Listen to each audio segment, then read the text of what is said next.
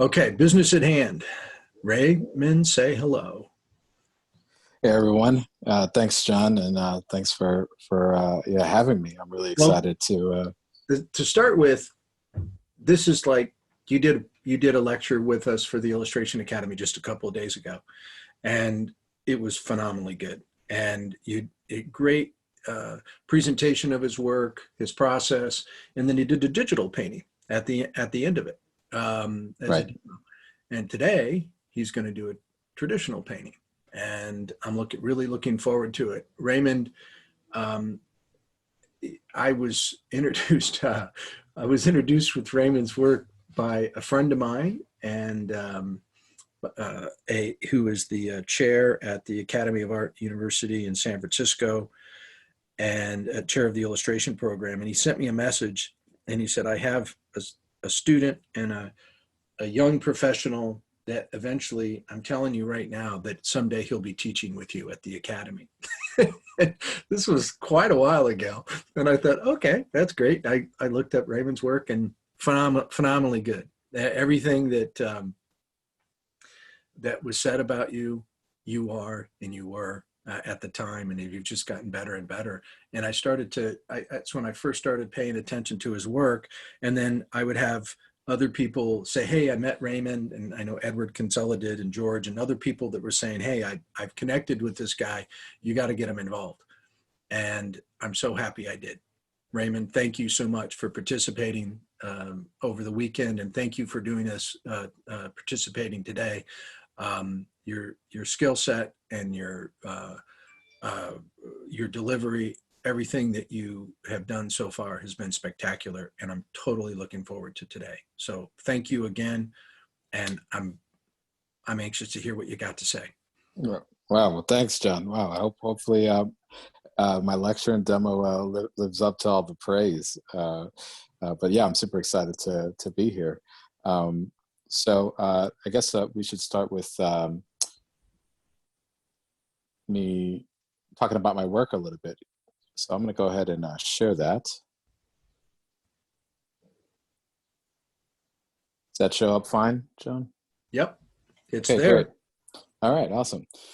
So like John said, my name is Ray Bonilla. I'm a artist I'm from Queens originally, Queens, New York, and from the United States. I got to say my country now because I realize that people from all over the world are actually watching this.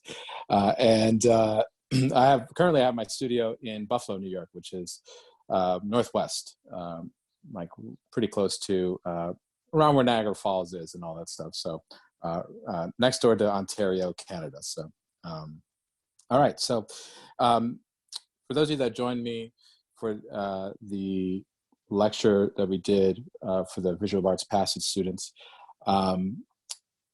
this is going to be fairly similar to the lecture that I had. But if you have any questions, let me know. I'm going to run through this a little bit quicker, just because I want to get to the painting that we have. And yeah. But John, you could feel free to interrupt me anytime with any questions. Yeah, people just ask questions in the chat, and I'll field them. We're going to kind of hold off on process questions until he starts working. So if you have questions about his career or anything like that, please go ahead and ask. And because we'll get to a lot of the stuff while he's actually working. Yeah, awesome. All right. So I guess you can, if you were to take my work and look at it as a whole, it could be divided into two things. Essentially, we have illustration, which is an example right here, a theater poster that I did, where you have traditional like editorial, advertising, collectible card games, so on and so forth, stuff that's done for print for the most part. And the second thing is gallery painting. Where I do work that's either that's from sort of a personal work that, and I work with galleries to sell that work. Before I get into those two bodies of work, I just wanted to talk about some of the artists that sort of influenced my entire look, or sort of made me the artist that I am today. So I'm going to talk about my influences. And I think influences are super important. Understanding not only what's the history of the industry that you're working in, and the industry being art, but also seeing what's possible. Because you really, you can't do this in a vacuum. So the first of my influences I'm going to talk about, and these are, I mean, a very, very condensed a group of artists, or condensed list, I should say. There's tons and tons of artists that I'm influenced by, but we'd be here till, next year. And so I said, 5 months from now, the last time, but I looked at the actual artists that I was influenced by, and boy, it's a lot. But the first artist that I want to talk about, the brothers Hildebrandt. And so the brothers Hildebrandt were fantasy artists, twin brothers that worked kind of in the same vein as like Leo and Diane Dillon, and they were a tag team, and they worked on the same piece. They did a lot of fantasy work in the 70s, 80s. Greg Hildebrandt is still alive. The other one, Tim Hildebrandt, passed away, but they were known for their big break was the Lord of the Rings calendars that they did in the 70s that really put them on the map. And then from there, they were also known for the Star Wars poster, the original Star Wars poster, and tons of other things. I found them out during the Marvel Masterpieces era in the 1990s. I'll run through these a little bit quicker, but this is Dean Cornwell, another, you got to look at Dean Cornwell if you've never heard of him before. He's just absolutely incredible. His teacher, Harvey Dunn, another just incredible piece, a painter, incredible piece too, that I constantly look at for inspiration. You have Haddon Sundblom, is most known for the Coca-Cola Santa Claus, and I think the Quaker Oats man as well, the original one that's been through a bunch of different versions. Of course, Diego Velázquez, who's a painter from, kind of needs no introduction, but he's a painter from the 1500s. Really inspired a lot of this type of sort of direct painting. Incredible work. Charles Hawthorne, an East Coast artist who actually studied with William Merritt Chase and established the art colony in Provincetown, and which is basically one of the main reasons why Provincetown is the place that it is today. Robert Weaver, I mean, what's not to say? What is there to say about Robert Weaver besides, just wow. John actually said it perfectly in that when I was given this a lecture a couple of days ago, and he said, I think to something to the extent of Robert Weaver changed everything, and he definitely did for illustrators. So huge Robert Weaver fan. Of course, Mark English, one of the most influential illustrators, one of the most influential artists in recent time, for sure, in the modern era. What's there to say about Mark English besides, he did everything, anything and everything. So absolutely incredible artist. Mark English's, one of his pupils, Thomas Blackshear, another huge influence on me. Had a relatively, in comparison to all the other illustrators and artists that we talked about, especially the illustrators, he had a relatively short traditional illustration career, but and has since went into collectibles and got really successful in that, and is doing fine art painting. Thomas Blackshear is one of my favorite artists of all time, and I mean the artwork speaks for itself. Just an incredible piece. My teachers also are a huge influence on me. So my first teacher of mine that I wanted to talk about was my first art mentor, Alberto Rey, really fantastic painter, and has done illustration. He's done everything. So really great painter and teacher. Craig Nelson, another fantastic illustrator and fine artist, just unbelievable. Did movie poster work, did advertising, did everything. He's well known for his, some posters you might have heard are Monster Squad, Homeward Bound, The Garbage Pail Kids, and so on and so forth. So pretty great stuff. Bill Mon, or you can, some people call him William Mon, but I know him, and all of his students know him as Bill. Another teacher with Craig, taught at the school that I went to for grad school, which was the Academy of Art University in San Francisco. So both of these teachers were incredible influences on me and really taught me a good amount of what I know, along with other phenomenal teachers of what I know about the fundamentals of art and picture making. Last two artists that have really influenced me that I found out that I ran into in the later part of my grad school careers. First being is John Rush. He did the Wells Fargo logo.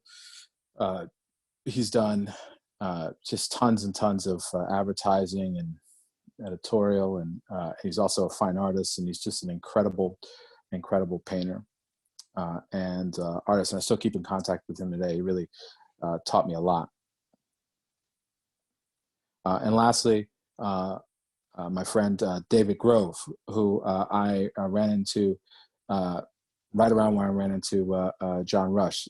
David, what's there to say? He's a legendary Hall of Fame illustrator.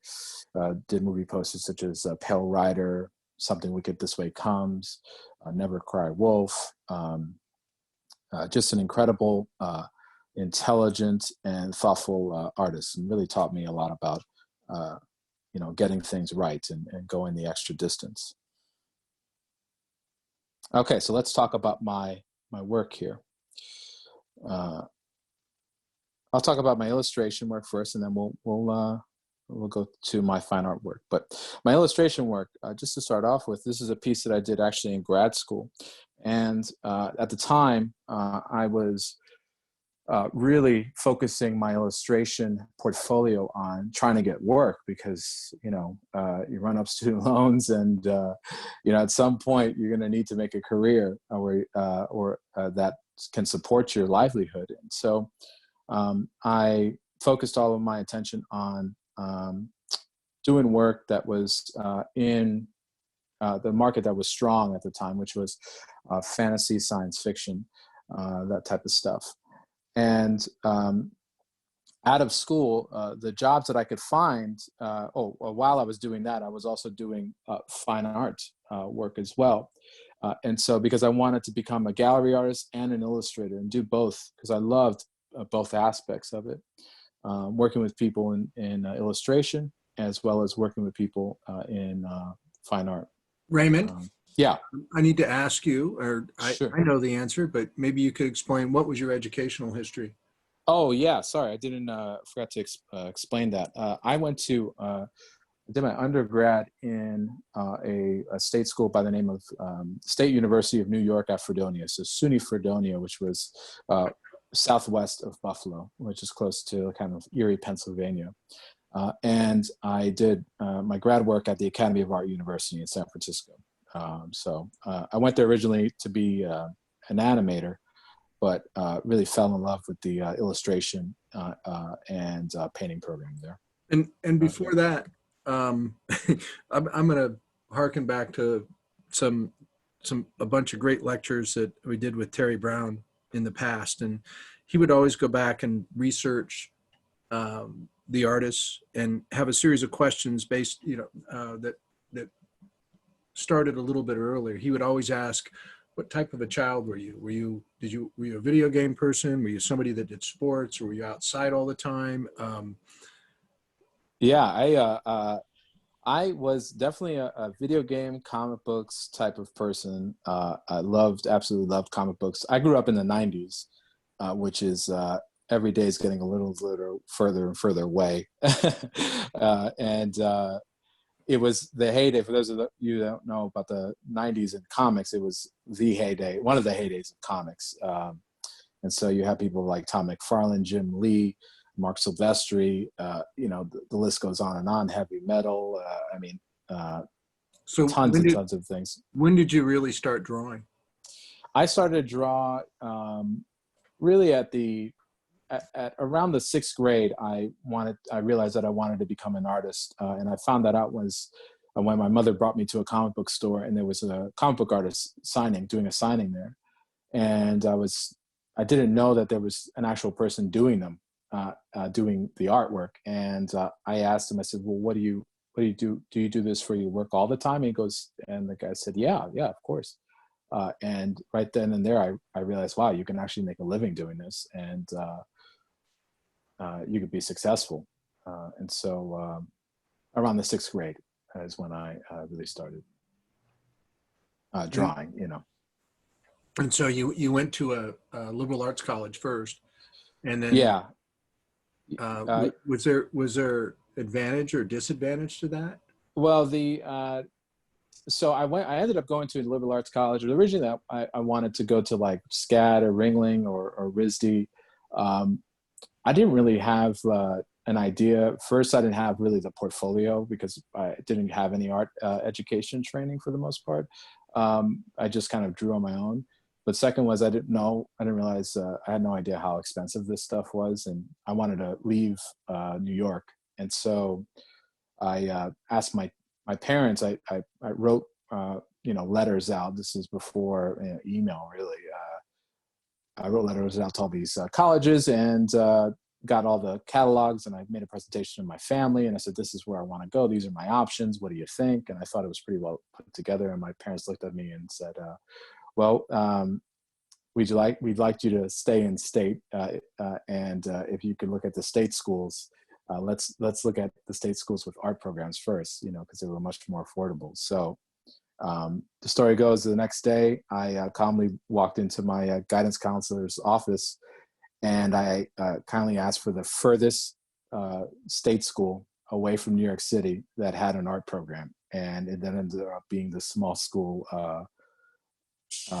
called Fredonia, and that's how I ended up there. So, which is a typical of a person, the 16-year-old me or 16, 17-year-old me,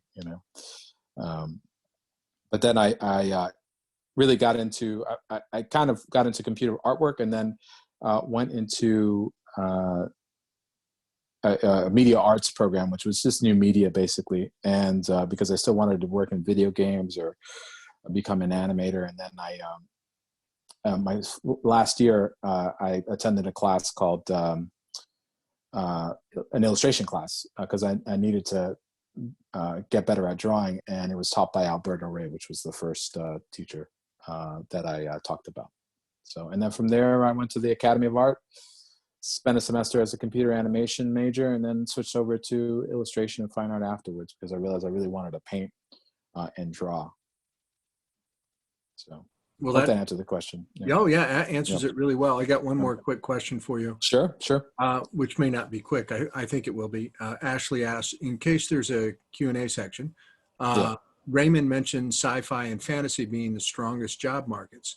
In the coming years, what can you see being the strongest genre to look for work? Well, that's a great question, and it's totally something that I would ask, and I asked as a student quite often, and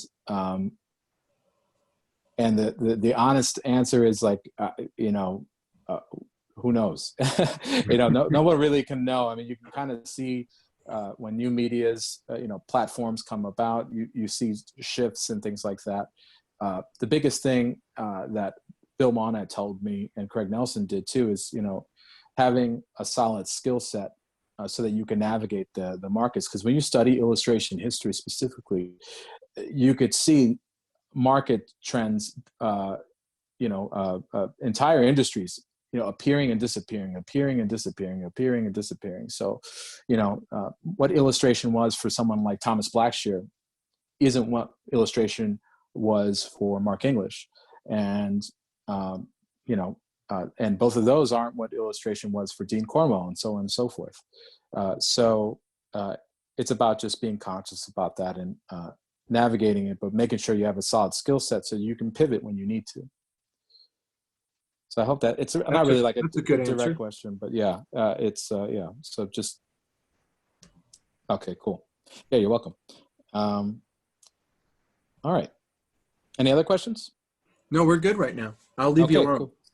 No, yeah. Bother me anytime. Yeah, I just wanted to make sure we don't run out of time because I can talk forever. Yeah, so I was doing fine art work as well. This is still in grad school. So this was a painting while I was working on my this previous painting right here.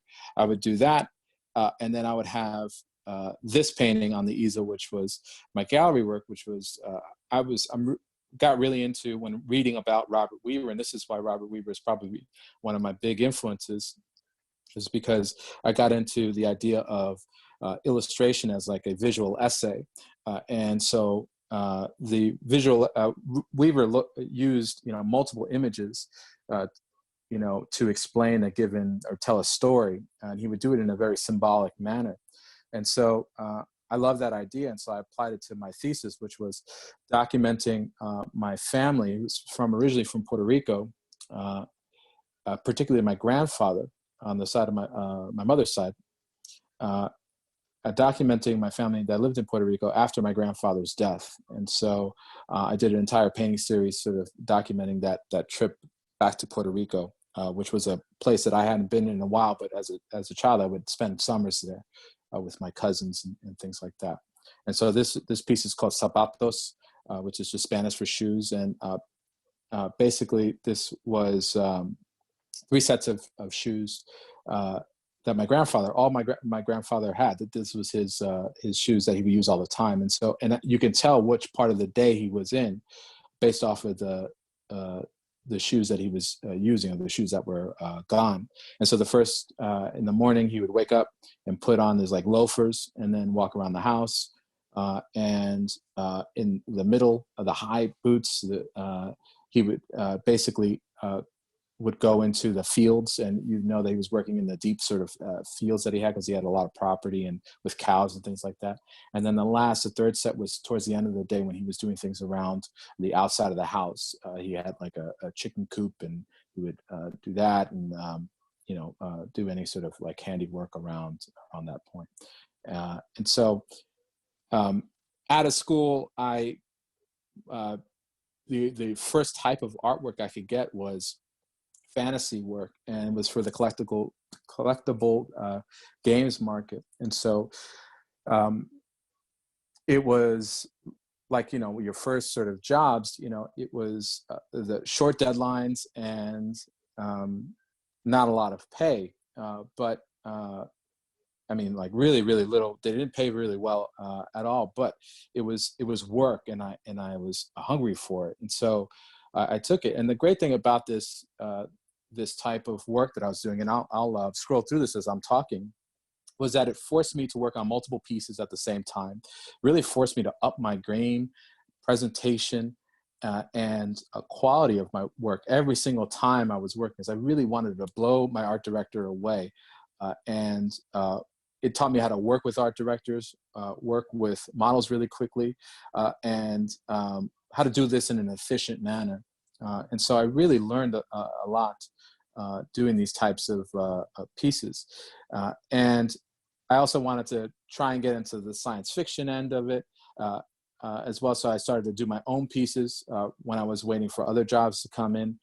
This was these 2 pieces that I'm going to show right here are from based off of one of my favorite novel series, Dune. And so these are all the pieces that you saw, the fantasy pieces, and these 2 are all digital. Were done in Photoshop. In grad school, I didn't take I knew Photoshop, but I didn't paint digitally at all. And I realized when working on a fantasy piece that I needed to work fast, and I needed to be able to make big changes fast and not lose too much time because the deadlines were really short. I maybe only have like 2 weeks to do 5 pieces. And for me, I was, we would do 4 pieces in some classes for an entire semester, sketches and then color comps and go through the whole process. So it was a real wake up call for me. And I really learned a lot doing that. One thing I really learned was, I didn't really want to become a fantasy artist. As much as I loved fantasy art, I realized that it wasn't really the type of artwork that I liked to do. I wanted to do something a little bit more grounded and in everyday realities.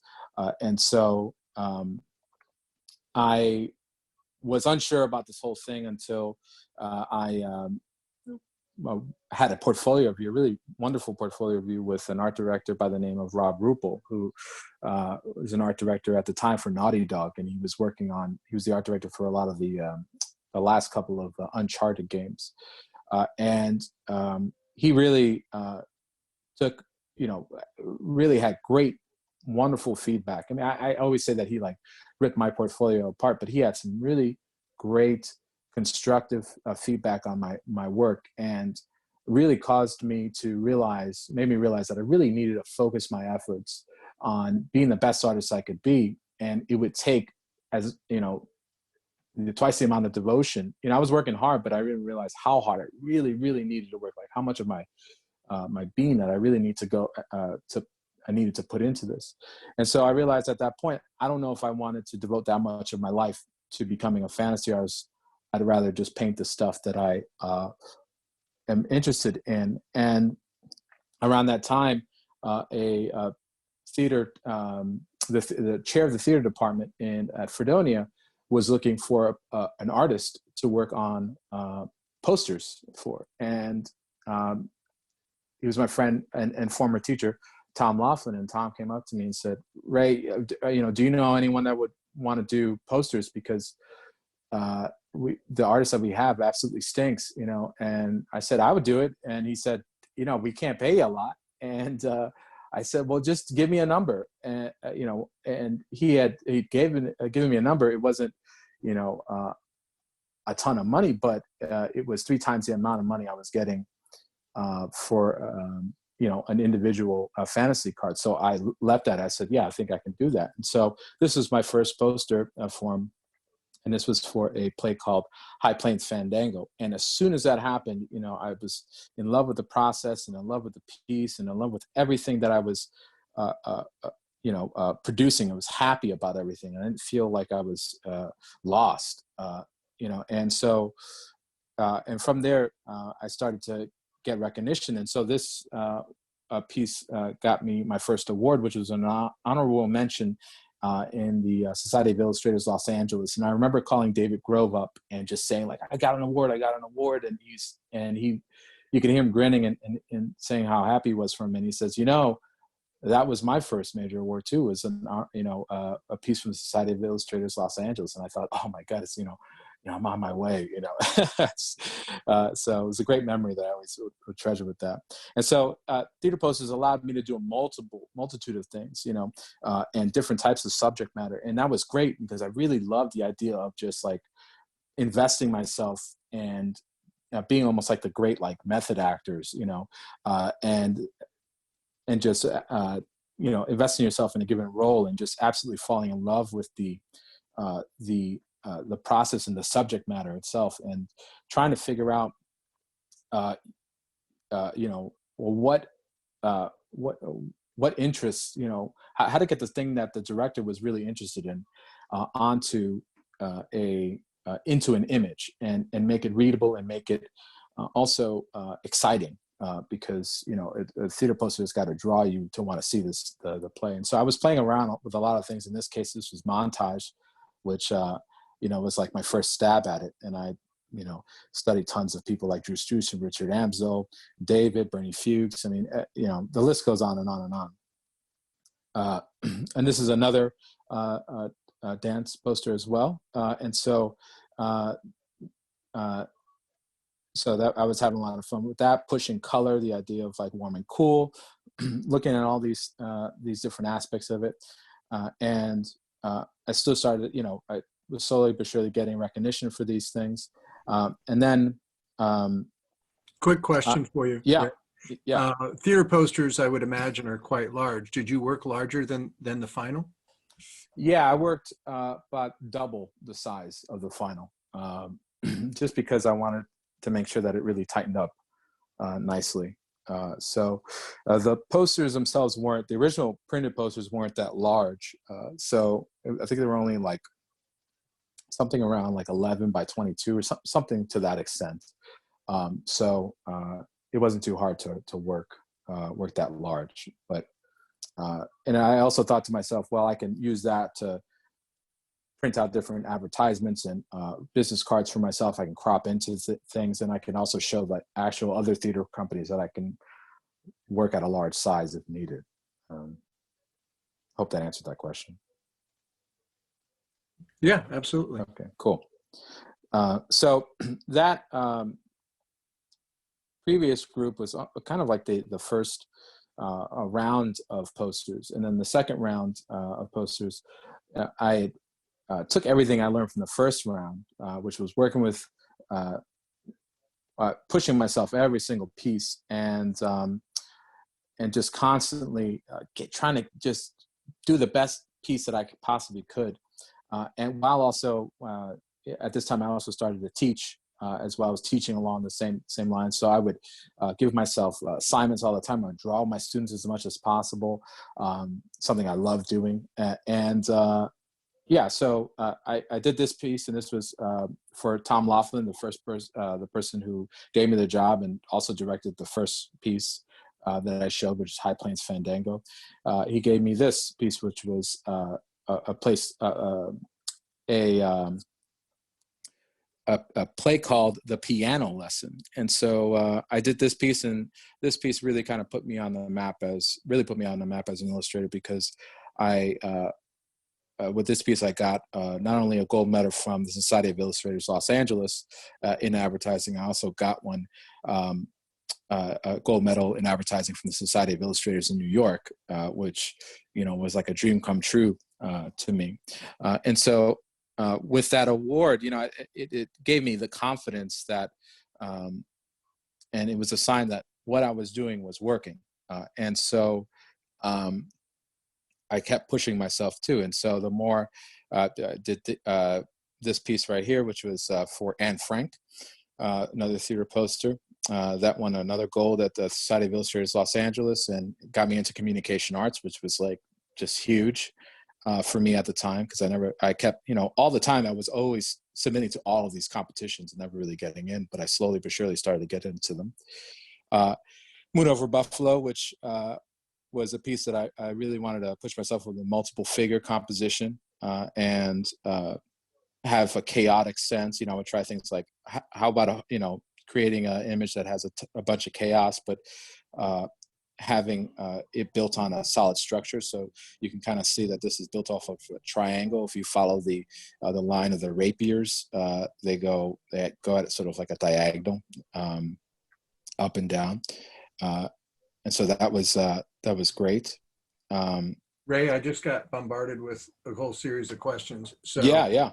What medium were the posters in? All digital. Okay. Was the comic shop Queen City Bookstore the artist Graham Nolan? No, it was not. It was not Graham Nolan. No, this was in Queens. I can't even remember the comic shop artist that I ran into. But it was, the comic book store was the Hall of Justice, it was called, which I don't know how they didn't get sued, but it was, in Richmond Hill, Queens, where I grew up. And, to be honest, I can't even remember who it was. Where were the challenges in switching between working large and working small? Digitally or traditionally? I guess it's probably traditionally. I see you tend to switch back and forth. Yeah, I think in school I was encouraged to work in multiple sizes, because you had a class where you were working on 11 by 14, and then you had all these other painters that were in school with me, and they were a little bit ahead, and I saw them working on like 30 by 40 or 40 by 60 pieces, and so I wanted to tackle those things to see how that was, and so working large to small, it has its pros and cons, and it has its hurdles, but small being like making sure that you are being able to have a readable image and not get too not feel like it's getting lost or feel like you're getting cramped. And then the large ones is always thinking about the entire image at first, not getting lost in like a tiny 8-inch by 8-inch square of a painting.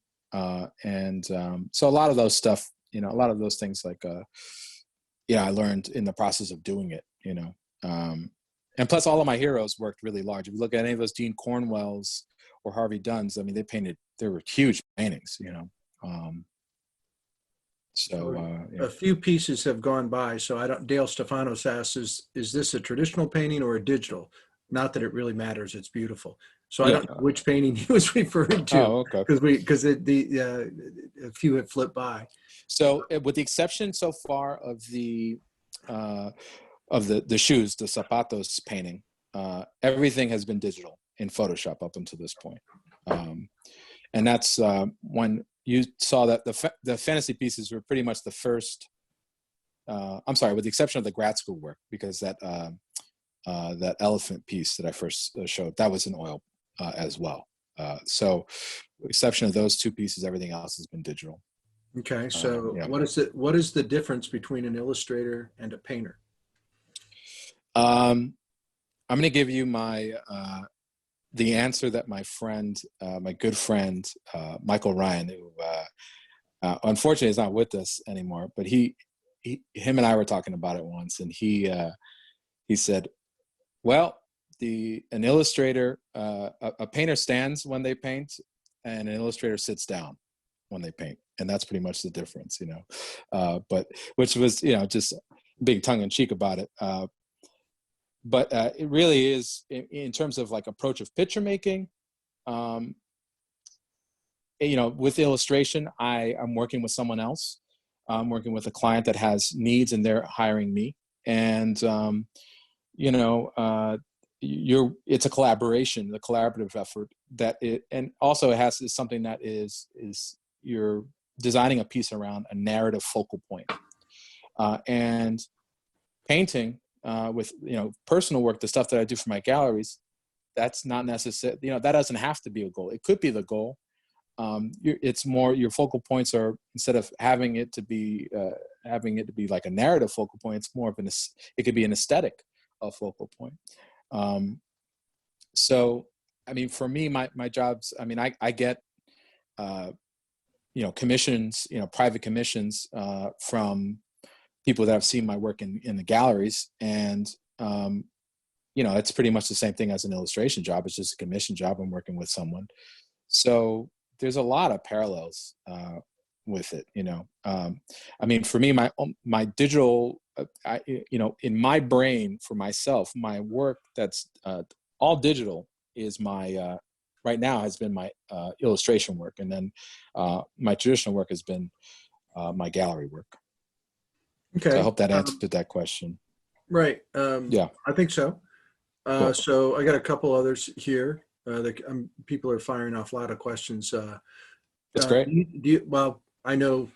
I'll go ahead and ask it anyway. Do you do everything digitally, or the majority of it digitally? If so, what software, hardware are you currently using?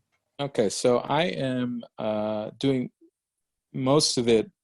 For the most part, you could say my illustration work is digital, for lack of, for the sake of argument, right? It's all digital, top to bottom. It's just Photoshop. It's on. I first had like a crummy. It wasn't crummy. It was really actually pretty nice, but old at the time I got it. A Wacom like Intuos tablet. I can't tell you. I don't even remember the number it was, but it was just a large tablet. And then after that, that I bought off my buddy Tyler Jacobson, and then because Tyler bought a Cintiq, and then when he was upgrading his Cintiq, I bought his old one off it. So I have like a 21 UX Cintiq, an old Cintiq. That's and that's it. And I use Brushes, I got my first, all of the first round of paintings that you saw before the gold medal. Actually, up until this point, I think this might have been the first one. I used a free pencil brush online. I can't even tell you what the website was, on a blog on Blogger, and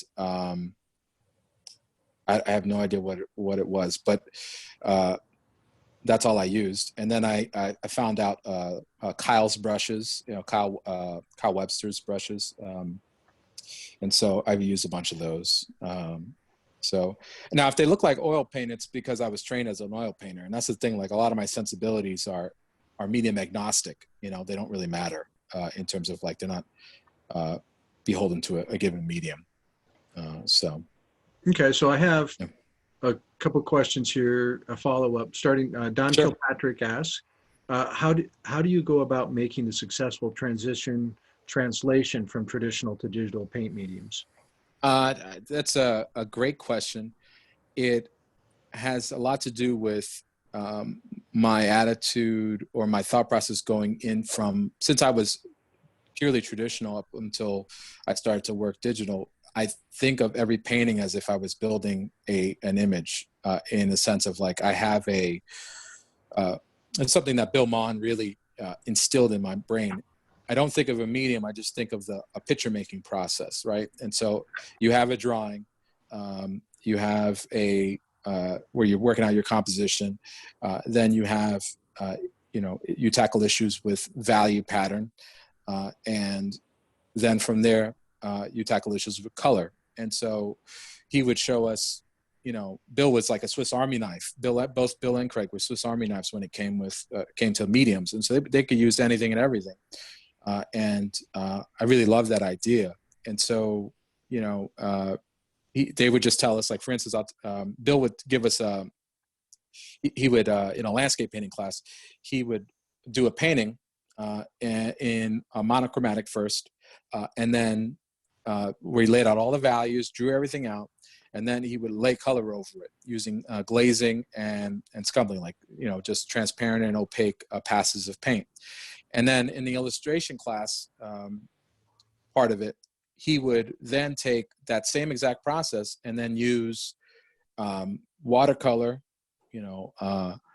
oil wash, and then Prismacolor pencil, and we saw, that's a Mark English, Chris Payne, quintessential a piece. And then he did the same thing with acrylics and colored pencils, like in the vein of Drew Struzan. And so it's like he would tell us everything. Most painting is a process of glazing and scumbling. And the way I look at it is most painting is a process of, doing it, working out your values and going to color. And so from there, I basically just approached painting the same way, digital painting the same way. So I did an underpainting, and then I washed colors over it,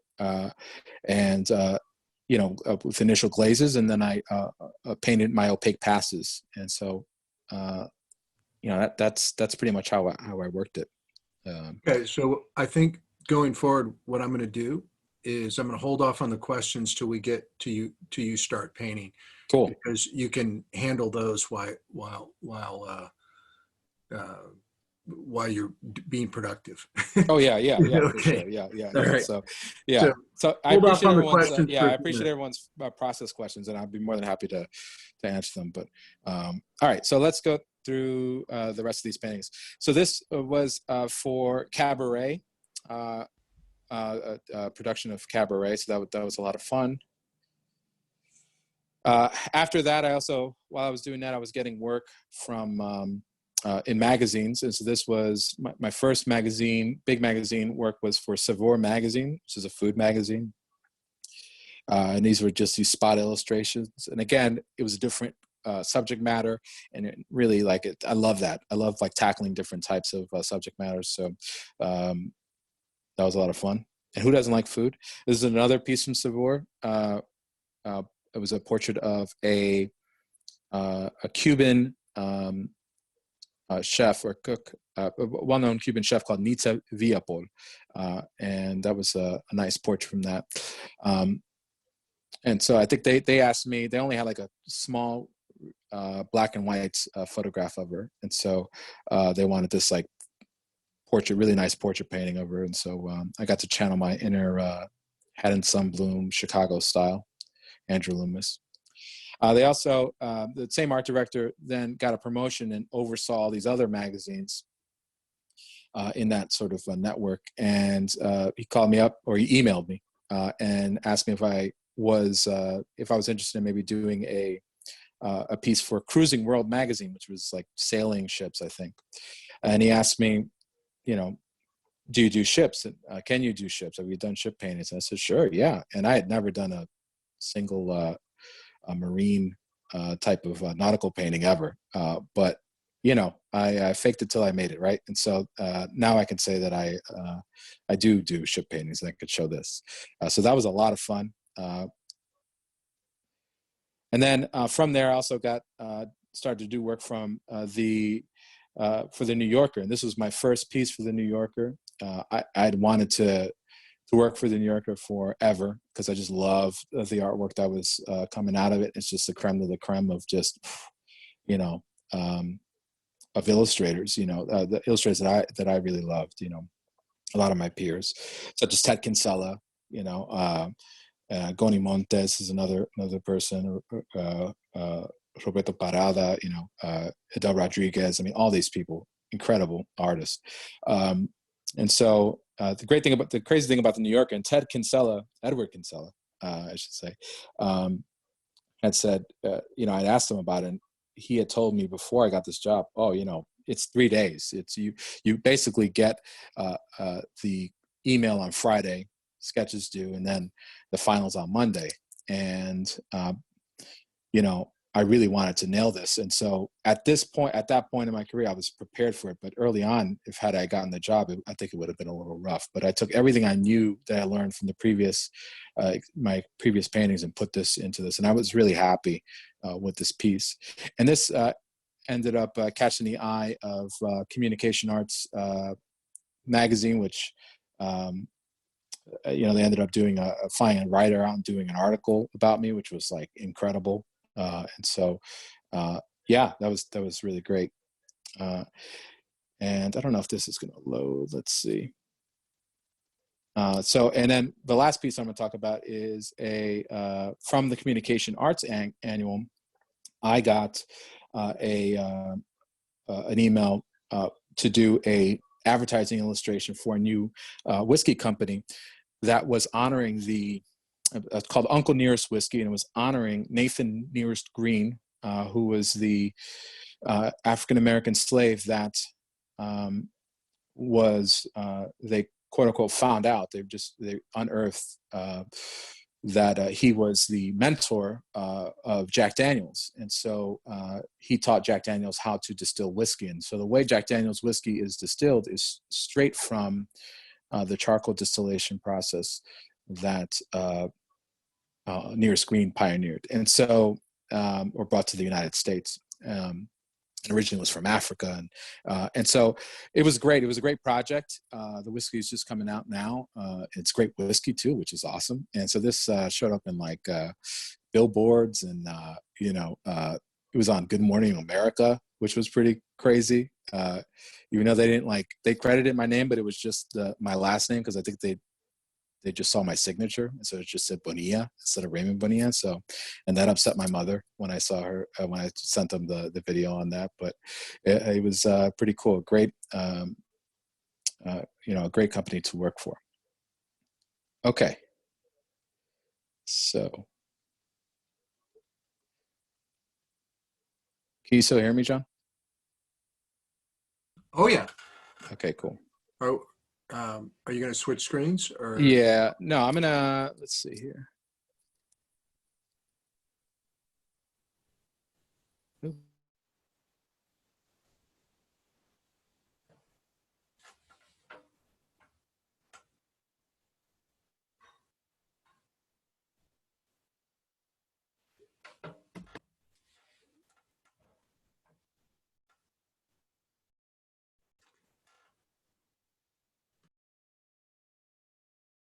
Ray, did we lose you?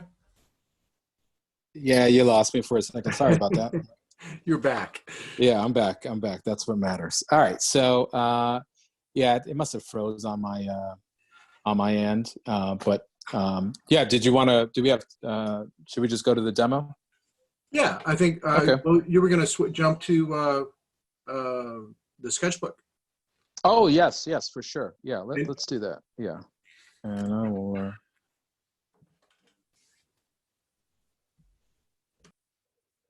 Okay. Can you see my stuff here?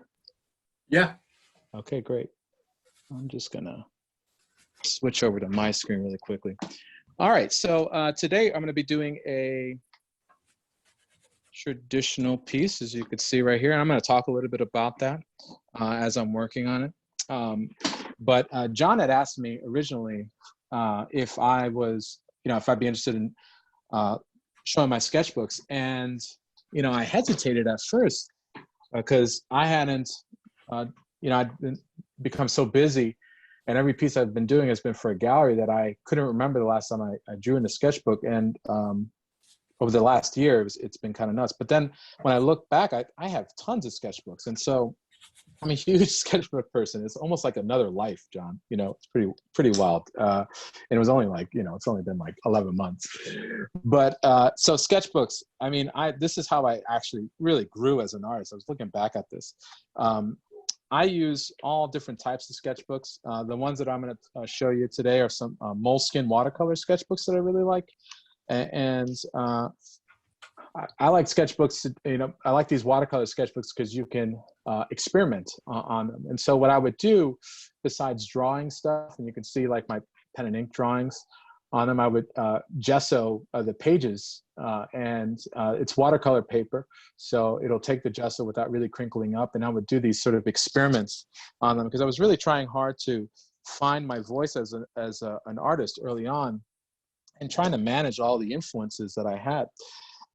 And also, just to bone up on my color, I would paint from life as much as possible. And I love painting my coffee mugs. And, I realized after our talk, John, this is like straight from the draw or paint what you drink, draw your drink, right? From Brent, which I thought was so awesome. And I realized, like, yeah, I do that all the time. It's great, and I would do things like paint just an orange, and these are all in acrylics so far. But I would also experiment with oil paint as well. Again, it doesn't really matter for me. This is a little gouache painting that I did as well, and I would use it to produce studies. I'd also experiment with gouache and gel medium, and I would always write things down as to how I did them. And the great thing about the sketchbook is that you could mess up, you could look horrible, you could look great. You don't have to show anyone. And if you really mess up, all you do is just close the book and just turn to the next page. There's another one right there. And all these are from either from life or from like the fruit and the cup, or from references, just random books, photo books that I got. I like to also go to museums, and this will be the last one I like. I love this sketchbook. Every time I go home, I go to the Met, and this is my little stickers that they give you, and I love to draw the cast. The plaster cast that they have right there. And so I'll go, this is just a Strathmore warm gray pad, really nice quality paper. And I'll go in with a Prismacolor pencil and just draw, and this really teaches me a lot about value. It takes all of the things that I'm working on and thinking about, reading about it, or any videos that I've seen, and just try to put it in practice, especially when I'm traveling. And so this is, I think, from the zoo, not the zoo, the Natural History Museum. This was from when I was in Paris. More Paris. I think this was, might have been Washington, D.C. I'm not sure. And this was a recent one that I did at the Met. I just wanted to show you another thing. I also have a large version of the sketchbook itself. And I started to get into things like the white pens. Ted Kinsella and Jeff Love, another great artist. We're using like sort of white pens and multimedia things. This is more cast stuff. A little hard to frame up, but and I also do like color stuff. And this was an experiment with basically Prismacolor pencils, just like I did, but I airbrushed. I brought an airbrush, figured out how to use it, and I just glazed in color like Drew Struzan would do. Yeah, so a lot of fun. And I absolutely love sketchbooks, and I'm a huge advocate of sketchbooks. So, all right. Were there any questions on the sketchbooks, John? Yeah, there was a couple of quick things. This was back to the paintings. Does Ray start with pencil sketch, then scanned and painted digitally? Oh, yeah. So at first I started to do that because I needed some sort of like, I'm so used to like drawing exactly, or the marks that I was making was actually producing it instead of like kind of it being offset with a tablet. And so I would draw first and then slowly but surely learn how to paint, would paint over it. And so yes, I would scan it in. And then eventually I just started to, when I got to Cintiq specifically, I just started to draw everything digitally because it was just like, close enough to the same experience. And now it doesn't really bother me. And so this, the piece that I'm actually working on right now is a portrait of Miles Davis that is more enigmatic of what I do nowadays, which is draw on my iPad. And so I like drawing on my iPad because I travel in the summers a lot, and I commute to work, and so during my lunch times, I like to work on my paintings, and so I don't like a lot of downtime when it comes to my artwork. So I drew this out on my iPad, and then I print it out on go to Kinko's and print it out on like their blueprint printer, and I mounted it using matte medium, which is an acrylic medium. It looks like this. And I mounted it onto a piece of chipboard, which is just basically this, the hard cardboard that is on the back of, sketchbooks. And this was on the back of an old pad of Bristol paper that I had ran through already. Do you ever paint in oil in your sketchbook?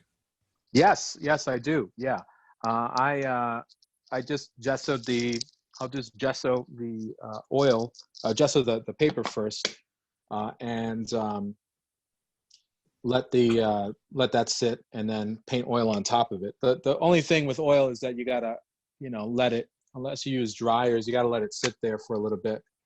I'm gonna see if I can. Here's some more. Actually, let's see if I find. I have an oil painting. There you go. I did a master copy of a Zorn painting in oils right here. So this is done with oils. And then I also painted from life too. This is my grandmother. That's my wife. So, and they would sit for me, for a little bit. They were nice enough to do that. So yeah, all sorts of stuff, and you could just draw. This is an acrylic of, one of my water bottles, whatever keeps my hand moving and allows me to study nature, because I think that's a huge thing for me.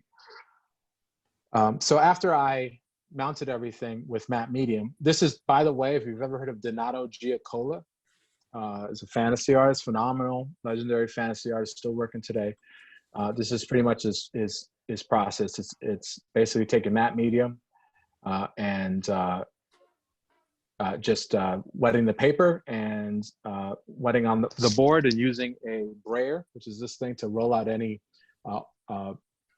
air bubbles or things like that. And yeah, and it dries clear, which is great. This is an example of a study that I'm working on that's just been that I've recently mounted. So you can see it basically looks like the line drawing like this, you know, and so that's basically what this looked like. And then I applied gouache over the whole thing of burnt umber gouache layer. Because what I'm going to do is I'm going to take the reason why I'm using gouache on a surface that's with matte medium is that with gouache you can actually, it never really fully dries, or it dries, but it could be reactivated if you wet it. And just like the Chris Payne lift out, you know, technique where you did it with oil, an oil wash, you know, and lifted it out with like a kneaded eraser. You could do the same thing with gouache, but you do it with like a damp brush. So I have like a damp little #2 round brush that I'm going to be using. And I actually saw, I've heard of it a lot. You know, David Grove had done it. Everyone had done it. You know, it's a great, it's like a good way to sort of fake like an oil wash, which was developed by, you know, really kind of pioneered. It wasn't developed, but I mean, it had a look. The person who found it, you know, was Bernie Fuchs, you know, who made it like a real, like finished look. And so you could do the same thing with wash, and you don't have to wait for it to dry. It just dries really, really quickly. So what I'm going to do, and the reason why I'm doing this is I'm going to establish first, this is going to be a full color painting. And I have everything in black and white right now, but I'm going to work on my values first. I've done my drawing, I've done all my composing and everything. So this is exactly where I want everything to be. Now I'm going to work my lights and my darks. And I'm going to lift out, and you'll see right here, and you can actually kind of see, I don't know if you could see on the, I'll do it on the side right here. See if I take a little bit of white right here, of water, I should say, and I rub my brush into it. Is that showing up, John? Yeah. Right, so you can see that lightens up. And so I'm going to use the lift out, or the white of the paper, as my lights, and lifting those out as my lights. And then if I need to darken anything, I thought of this right before we started. I'm going to use a Prismacolor pencil gouache accepts Prismacolor really, really wonderfully. So I'm going to do that. I've never done the Prismacolor pencil over it. I know I've before, but it's going to be the same exact thing. So, but Ray, you've never done it before. How do you know? That's a good question. I could tell the future. No, I don't know. I've seen it before. I read it on the internet somewhere. That's where it is. Yeah, there you go. All right. So I'm going to just lift out. I'm basically wetting my brush into water and just wiping it off with a paper towel. And you could scrub into this quite a bit here. And this is just a preliminary lift out. I've since toned the lights are not going to get as light because I kind of pre-toned the drawing digitally. I did a couple of like washes of gray, and the reason why is because my values are going to be pretty much more on the lower end of the spectrum right here. And you can see it might be a little bit hard to see at first, you know, but the more I get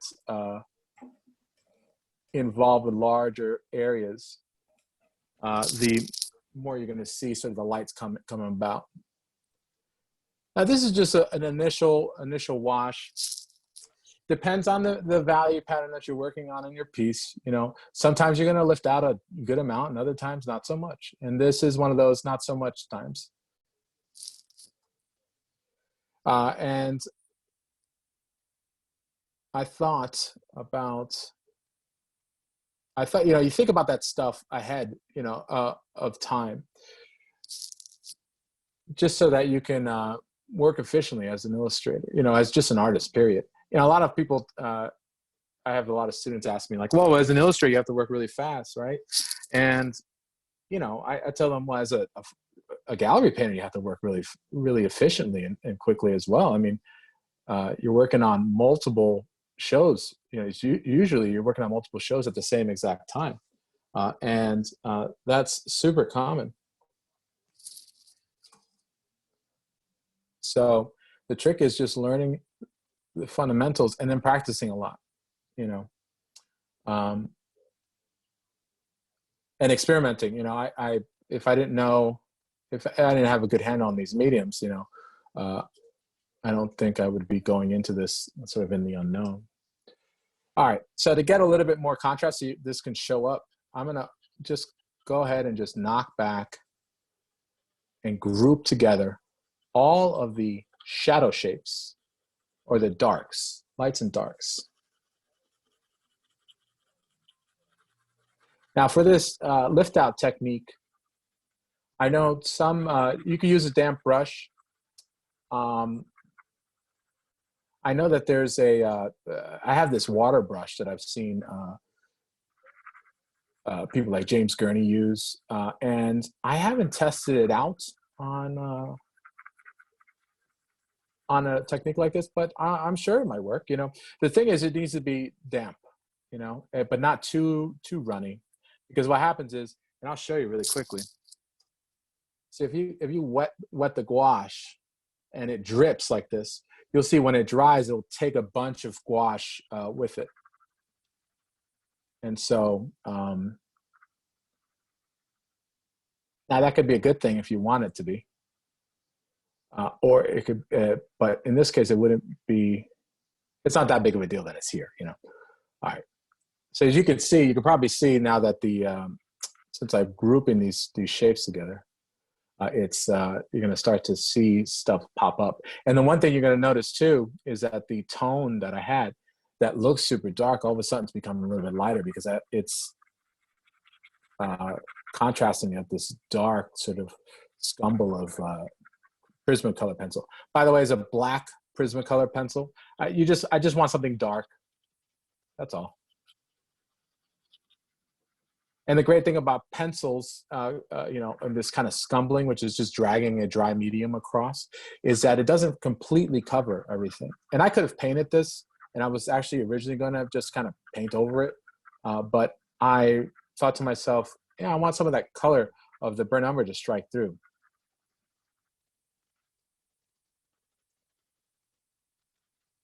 And John, let me know if there's any questions too. I don't mind answering them. Well, I was kind of holding off for a second, but they oh, okay.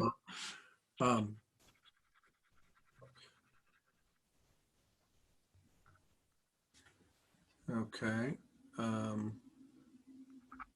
What medium is the sepia tone made with?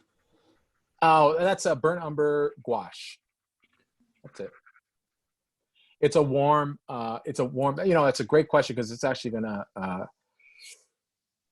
actually allow me to talk about the reason why I chose this color. First, you want, when you're doing this type of lift out, you want, it's the traditionally, usually, I should say, and I want to, and this is something I told the visual arts passage students when I was on Saturday, is that take everything I say with a grain of salt. You know, I'm not the foremost expert on anything. I'm just a kid from Queens who likes art and watches a lot of videos, you know, so I'm an art nerd, that's it, you know.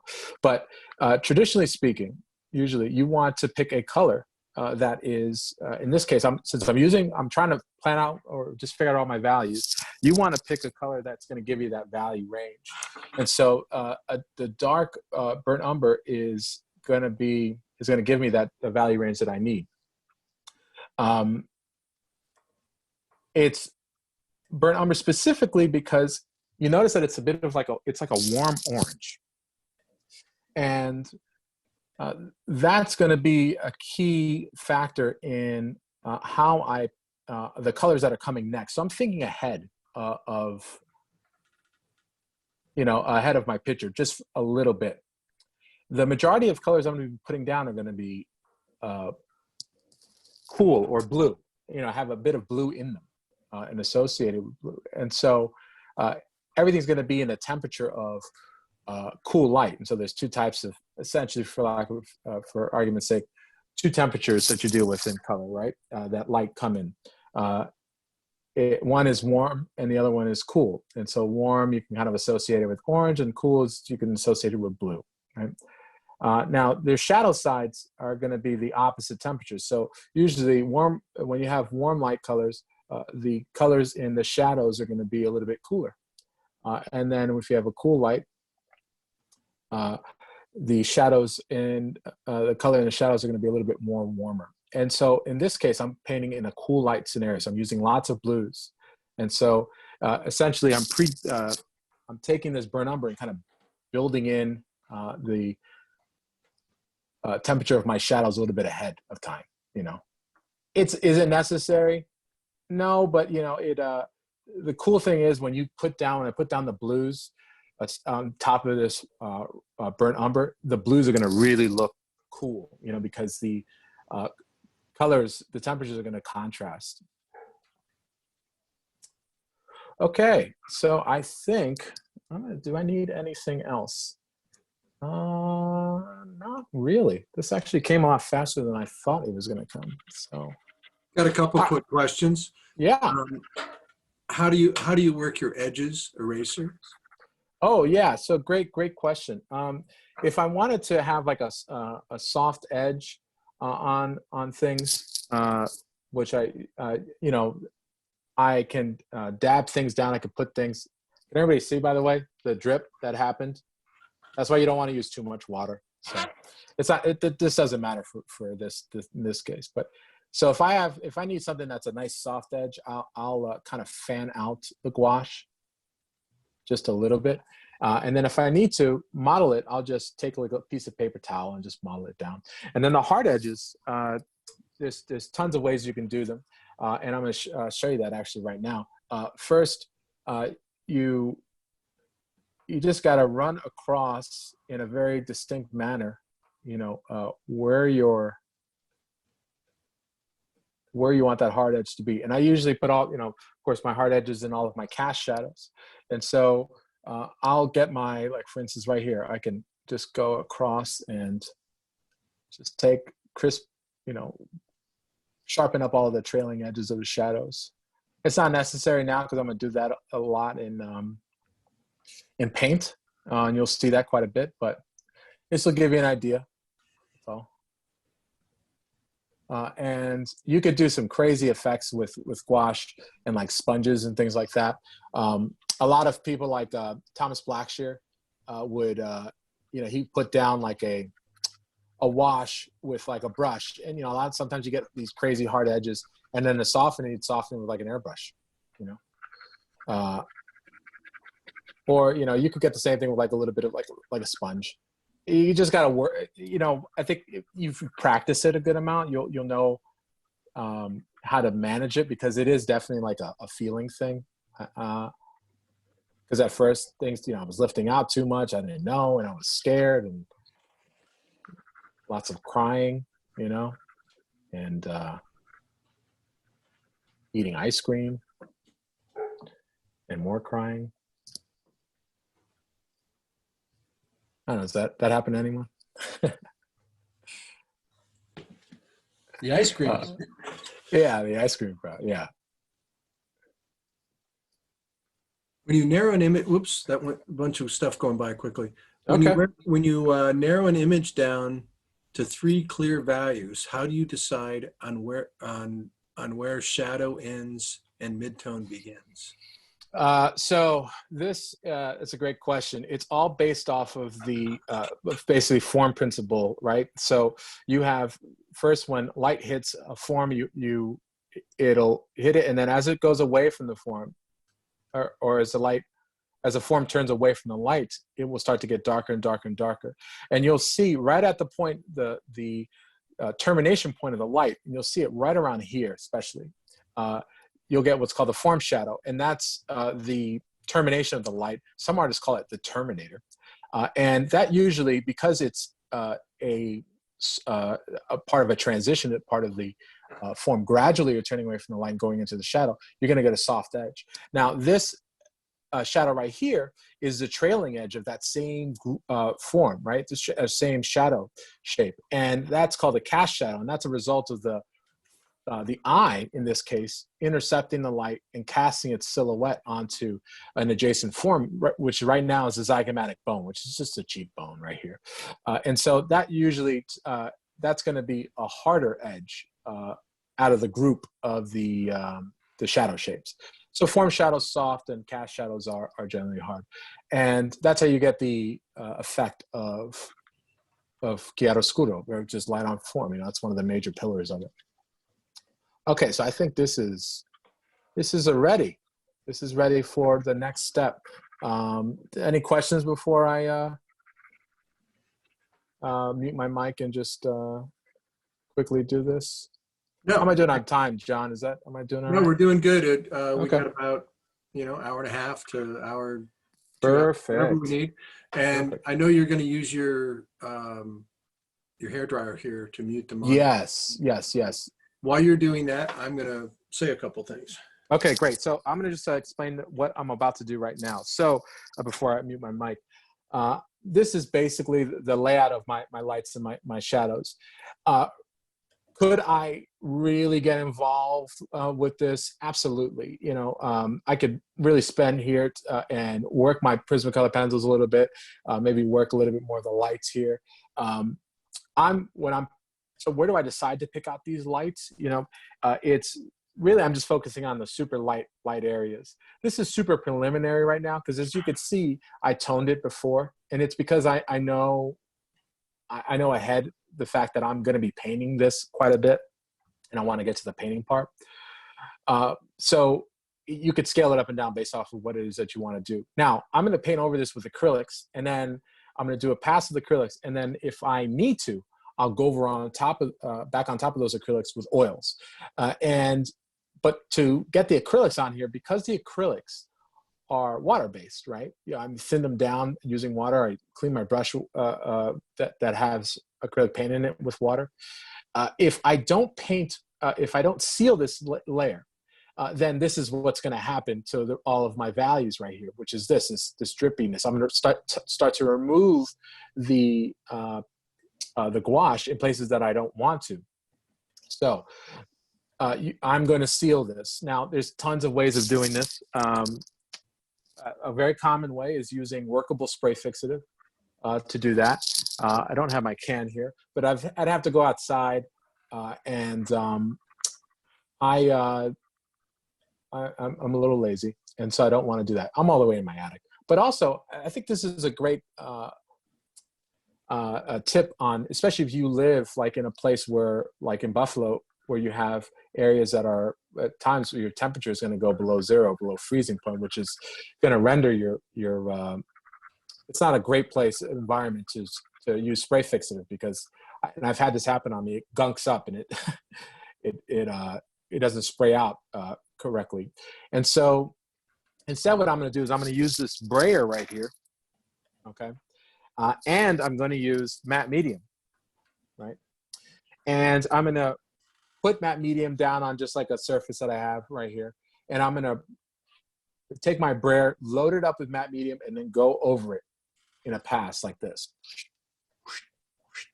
And if I'm quick enough, the gouache won't pick up. And if I were to use something a little bit more abrasive, like a brush, then it would really pick up and mess up everything. But because this brayer is not really abrasive, you just roll it on. It won't upset the gouache. And so I've been doing this for all of my pieces that I've used this technique in. And special thanks to Ted Kinsella, who talked about that in a roundabout way when we were last time I talked to him. So what I'm going to do is I'm going to hit this with that matte medium. I'm going to hit this then to speed up the drying time. I'm going to put a hair dryer over it. And to do that, I'm going to mute my mic because it's really, really noisy. So take it away, John. Okay. Hey, just wanted to, I know there's a lot of people coming in that weren't here at the beginning. Let you know this is delivered by the Illustration Isolation, which is conjunction with Visual Arts Passage and the Illustration Academy.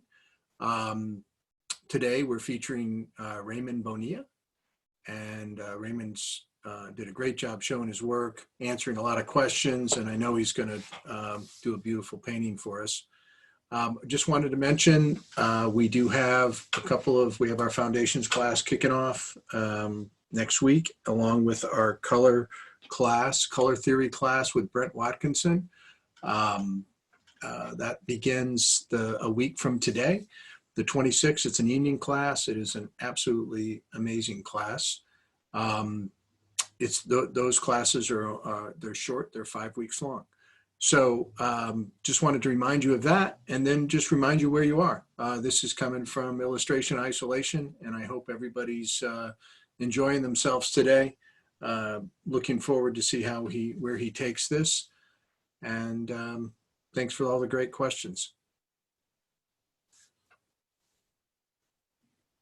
If you have any questions about the program or the visual arts passage or anything that we're doing, feel free to reach out to us. I'll put I'm going to type in my email. If you have any questions about the program, you can reach out to me or to Timmy.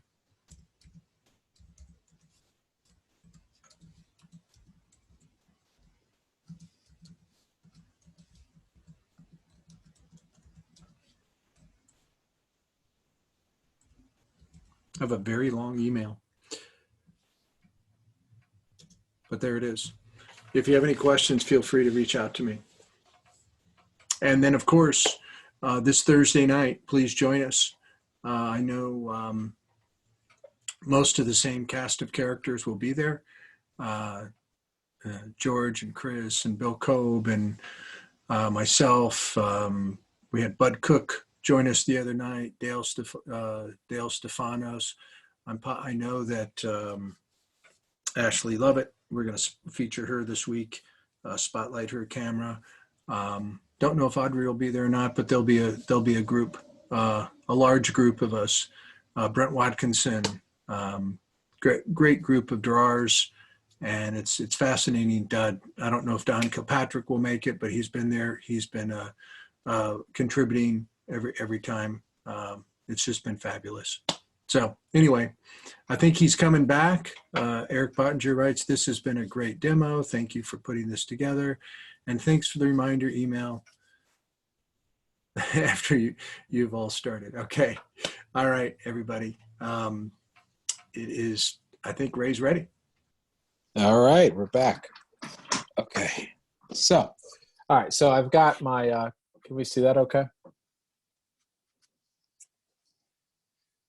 Oh, yeah. Okay, Looks cool. good. All right, great.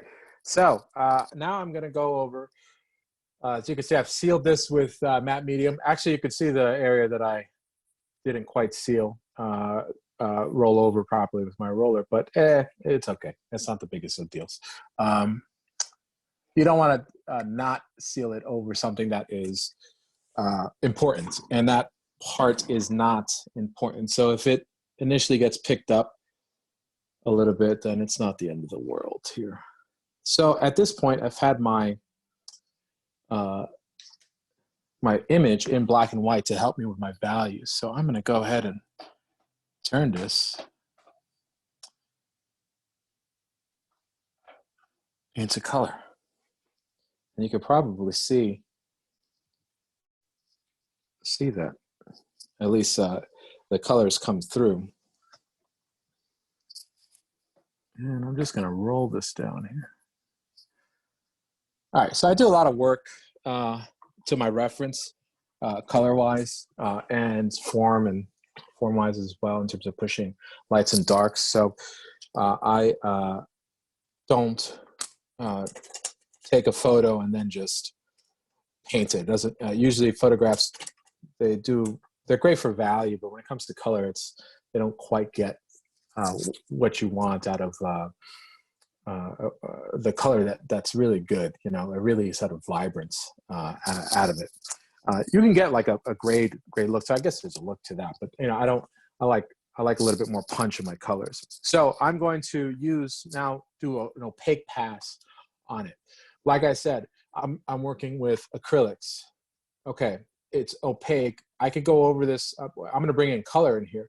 I could have definitely gone back with colored pencils and done this whole thing with colored pencils, hit it with another, seal that area off and then come back over it, or finish the whole thing in colored pencils.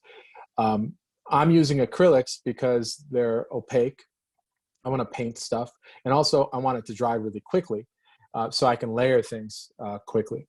I could also, on the flip side, also use oils if I wanted to do that, but they don't dry nearly as fast as acrylics do. So that's why I'm using that. And I like to use acrylics after this, since this is an acrylic medium, matte medium that I'm using. It's compatible with acrylics. And then if I need to, I could introduce oils in after the fact. So I could paint oils over acrylics, but you can't paint acrylics over oils because they're not compatible. It will just flake off. Okay, so the first thing I'm going to do, I have to decide what I want to do with this, but I think what I'm going to do is definitely get a sense of the colors that are in here. And in order to get a sense of the colors that are in here, I'm going to do the background, some of the larger shapes. And I'm only going to work on getting all these light side areas. And I'm going to leave this shadow side area alone for a little bit, because I kind of already established that. So I want to keep some of that vibrance in there, this sort of nice texture in there, and see what it looks like. It might look great. It might not look great, but we'll find out. So tune in, you know. And I'm going to essentially put down a lot of, I like to put down my paint in touches, or rather tiles. And I find that it allows me to build my color nice and cleanly. And in this case, I need to have that. Now, I'm going to just test, put down a color and test it. And if I like it, great. If I don't, I'll just change it a little bit. Now, I'm not going to fully understand or have a good idea of what colors I have until I put this down. Now, you're probably, and John, I'm sure you probably, if you haven't already, you're probably going to get swamped with questions on my palette, right? So I might as well show my palette. To be honest with you, everyone, color, you know, not really all that important. If you don't have the value in it, then or knowledge of value, then it's just it's not really going to help you. But I'll just show you my palette anyway. And so this is warms and cools. I don't know if you could see I'll just rotate it here. Yeah, it's showing up. Okay, cool. Yeah, this is acrylics, and they're falling off the palette here. There's a quick question about, do you ever use other colors for underpainting, blues for a warm light? Yeah, for sure. Yeah, if I do, a lot of my my colors are, you know, whatever is the color temperature when I'm thinking about it, I'll flip that. So the same, so I'm doing warm and I'm putting cools over here. This is a color study that I'm working on in progress. It's the first people in the world that are seeing this outside of my wife. But you could see I did a gouache painting with blue, Prussian blue, I think, in this case. And I'm painting, you see how the warms really pop out. And so the cools are going to do the same thing, you know, in contrast, when they contrast with the warms on this. All right. So, all right, let's get this down. Now, it's important that you test your color out, but, you know, again, color is relative, right? So I'm not going to know whether or not my piece is good to go, or a color is good to go, unless I've pretty much put in a good amount of it. So I'm going to go ahead and just do that. Now I'm using a side of my brush here because I want to cover pretty quickly. And I want to keep things, I apply pretty thickly on this. Now, and this is my preference. I could easily, for sure, apply this in washes too. You know, take some matte medium. The great thing about matte mediums, you could use it as a medium to thin down your paint. And you could use that to tint things. And, you know, you could do that, sure. I could have done that. I'm not really interested in doing that. So right now, you might ask why. It could just be I don't know, it's just how I woke up today. I said, I think I'm going to go paint opaquely now. Could have been the breakfast. I mean, I had pancakes. Sometimes that affects it. Now, I'm just going to scrub. I don't know if you can hear that sound, but I'm basically just rubbing the paint on. And it's going to give me a soft edge for the person that asked about the edges. Now, I'm not going to paint all the way up to this. I want this to be kind of a soft halo effect on this. Now, all of this stuff could change, though, right? So, but I'm keeping it open. You know, I have an idea of what I want. I'm not going to freak out or blindly stick to the plan if something else better shows up. You know. And that's the wonderful thing about painting. And that's the thing I saw, you know, just recently. If you go back, I mean, I encourage everyone to look back at all those demonstrations, you know, where you have basically like, you know, the demonstrations have all these, you know, all the artists all the demonstrations I saw, and I think I've seen all of them, I think. You know, the artists that were doing them, it didn't matter if it was George Pratt, Bill Cobb, John English, you know, or you know, Chris Payne.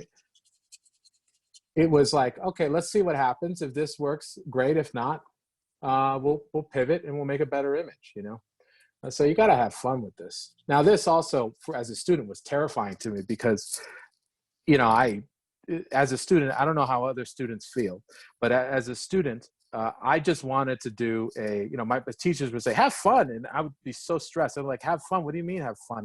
I just want to make something that's passable so I don't get embarrassed, you know? And it was a very stressful process for me because I was just worrying all the time.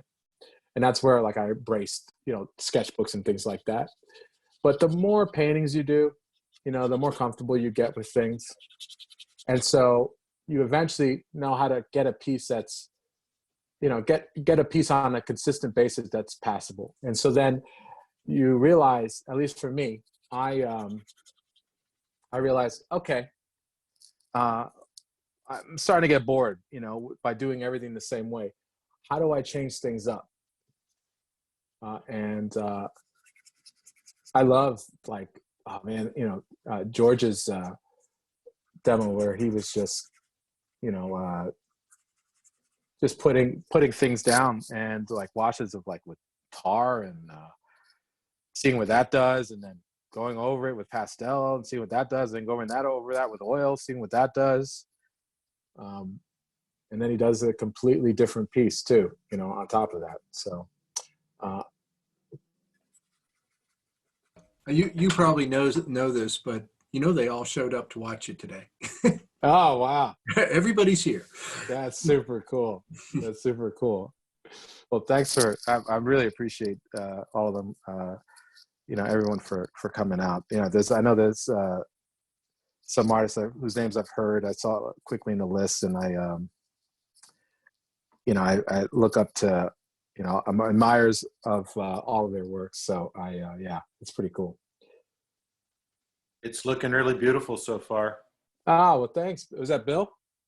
Yeah. Thanks, man. Appreciate it. I love that blue. Yeah, it's interesting. You know, I was thinking to myself, you know, I've been doing too many warm paintings, you know, so let's try some blues, you know. It might fail horribly or it might not, you know. But that's okay either way, you know. That's always the case. Yeah. By the way, it's the reason why I work in multiple mediums, is because like I could, if I mess up in acrylics, if I mess up in oils, and there's a certain point where oils just gets almost unmanageable. You got to scrape everything off and then kind of let it dry, or you can wipe it down, but it's still not the same. And so, working in acrylics gives me a chance to do my first shot really quickly. And so I'm not stressed, and then if it doesn't work out for me, then I always have a backup, and I could always correct things. And that's the thing that Bill Mom would always stress with the class I was in, with all of the students. It says, pick especially when you're working on a tight deadline, or working, demoing in front of all these wonderful students and also your art heroes, right? You want a process that you can make mistakes and make corrections to them, right? And so this allows me to do that. I can, if I mess up, no problem. I just go back over it in oils, but if I know how to dial that back too, that's the thing about, like we were talking about on Saturday, was just like the idea of understanding fundamentals. And so it allows you to scale up and down and experiment, to your heart's content. It's the reason why, Mark English is a classic example. It's, you ask you ask the question, like, what medium did Mark English work in? And, the answer is yes, or all of them, it's the same person. And if you look at all of his artwork, it's the same person, even though the approaches were different. And so I really admire that in painters, or artists like that.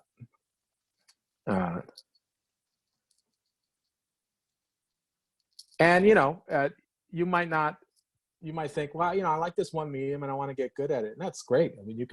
I encourage you to do that. I want everyone to know, this is all like my experiences, and my experiences was I would feel really bad that I just wasn't happy with just doing one thing, the same thing all the time. I would go through phases. Oh my goodness. I could speak for days on it, and where I would ask myself, okay, who's the artist that I want to model my career after? What if I had to pick one?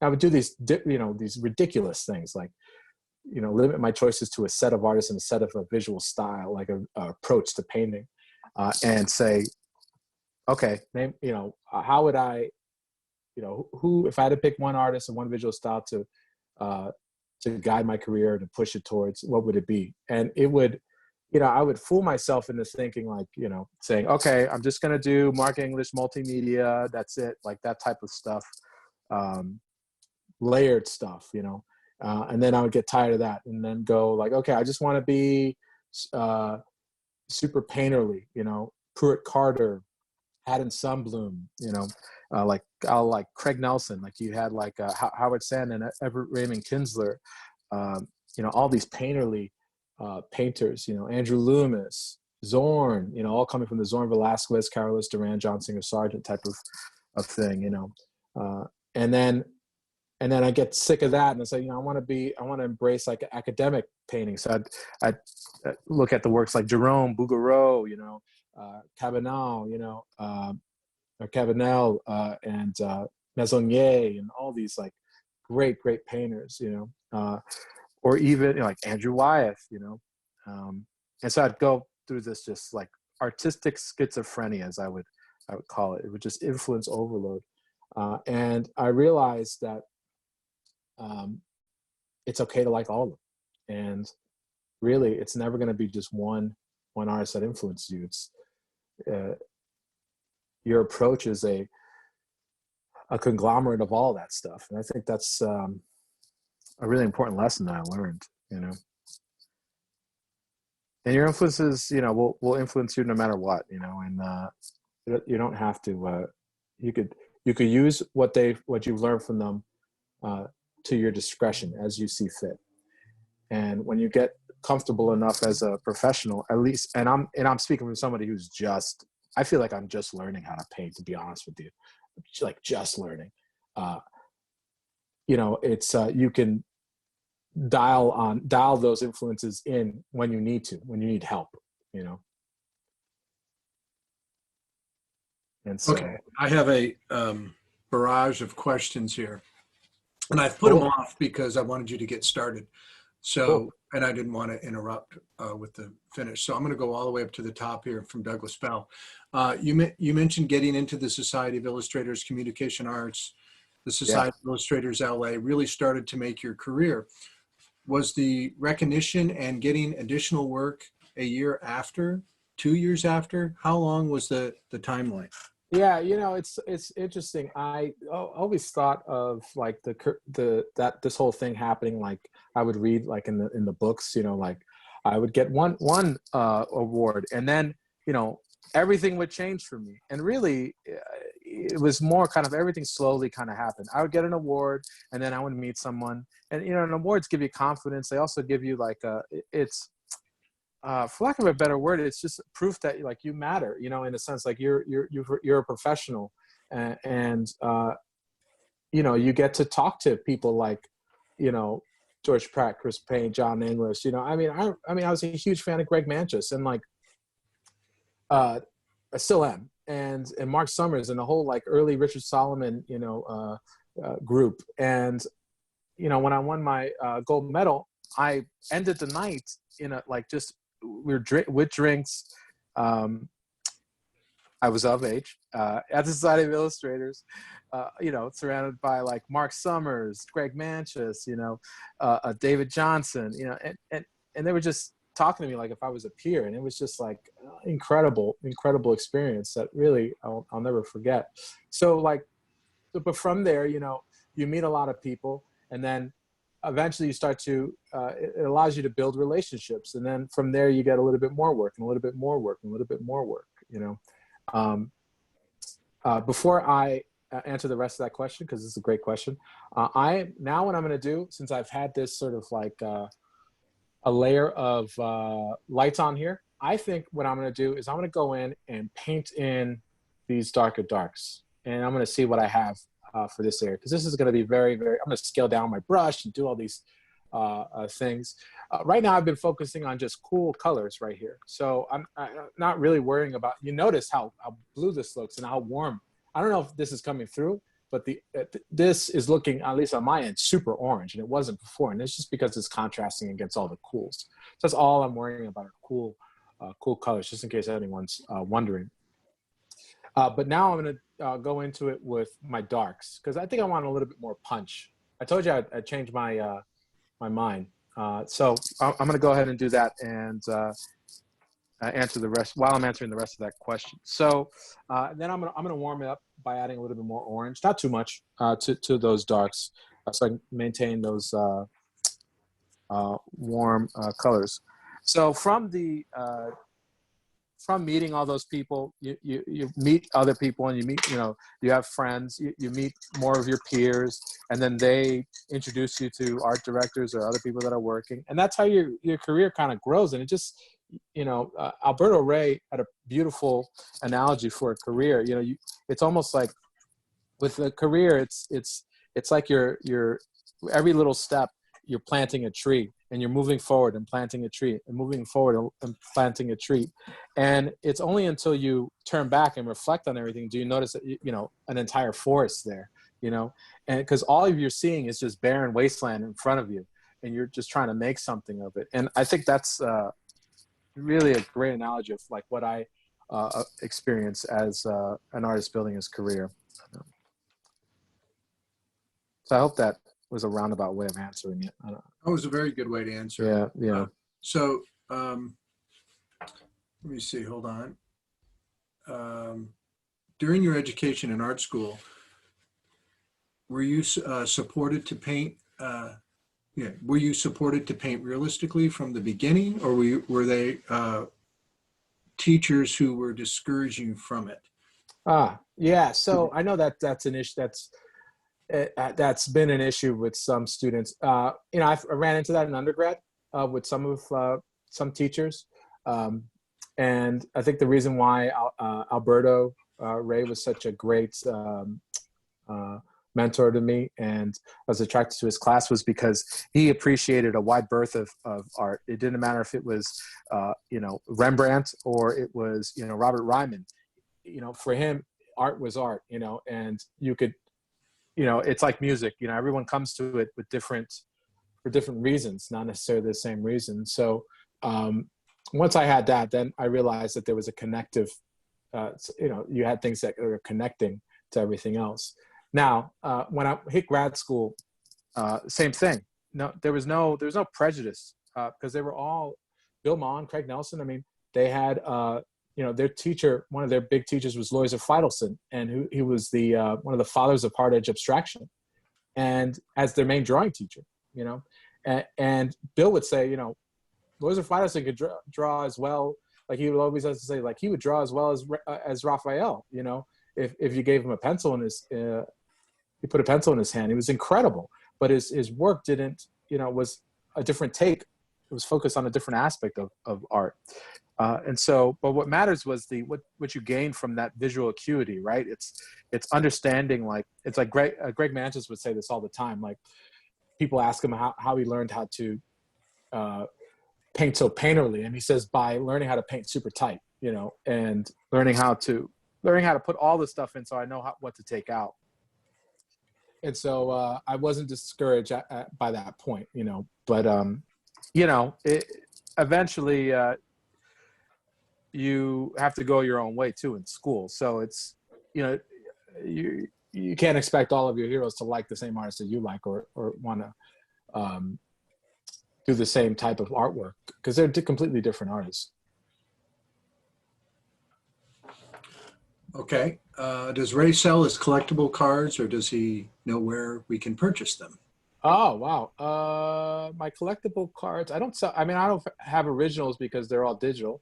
The type of work that I was doing, I didn't get like artist proofs like Magic of the Gathering. And so I did a lot of stuff for Fantasy Flight games. So I did a lot of stuff for Call of Cthulhu, Game of Thrones, I think a piece or two for Lord of the Rings. So yeah. Okay. Have you been to the Albright Knox Gallery in Buffalo? Oh yeah. That's a great place. They have some of the greatest Edwin Dickinsons, period, in the world. Like, and I guess Edwin Dickinson, for those of you who don't know who Edwin Dickinson is, incredible artist, student of Charles Hawthorne. And really I guess he spent a lot of time teaching in Buffalo.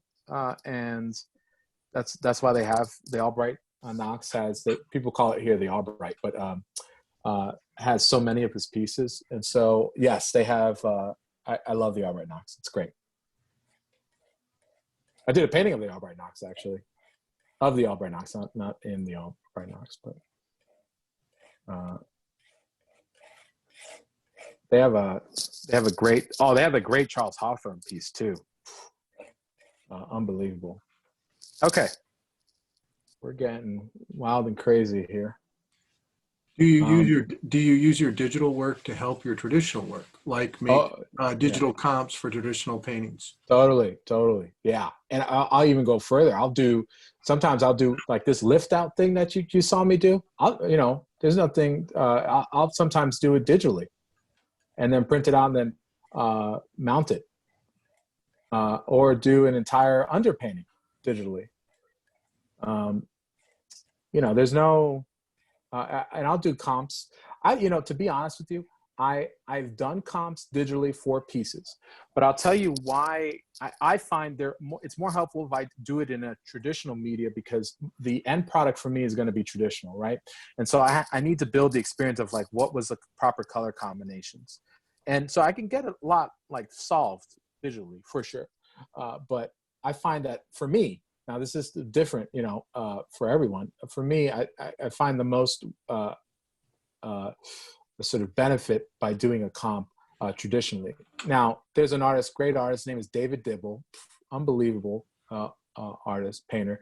He does a lot of his comps for his landscape paintings digitally, and they're just incredible. He'll plan out almost every stroke, so to each his own. There could be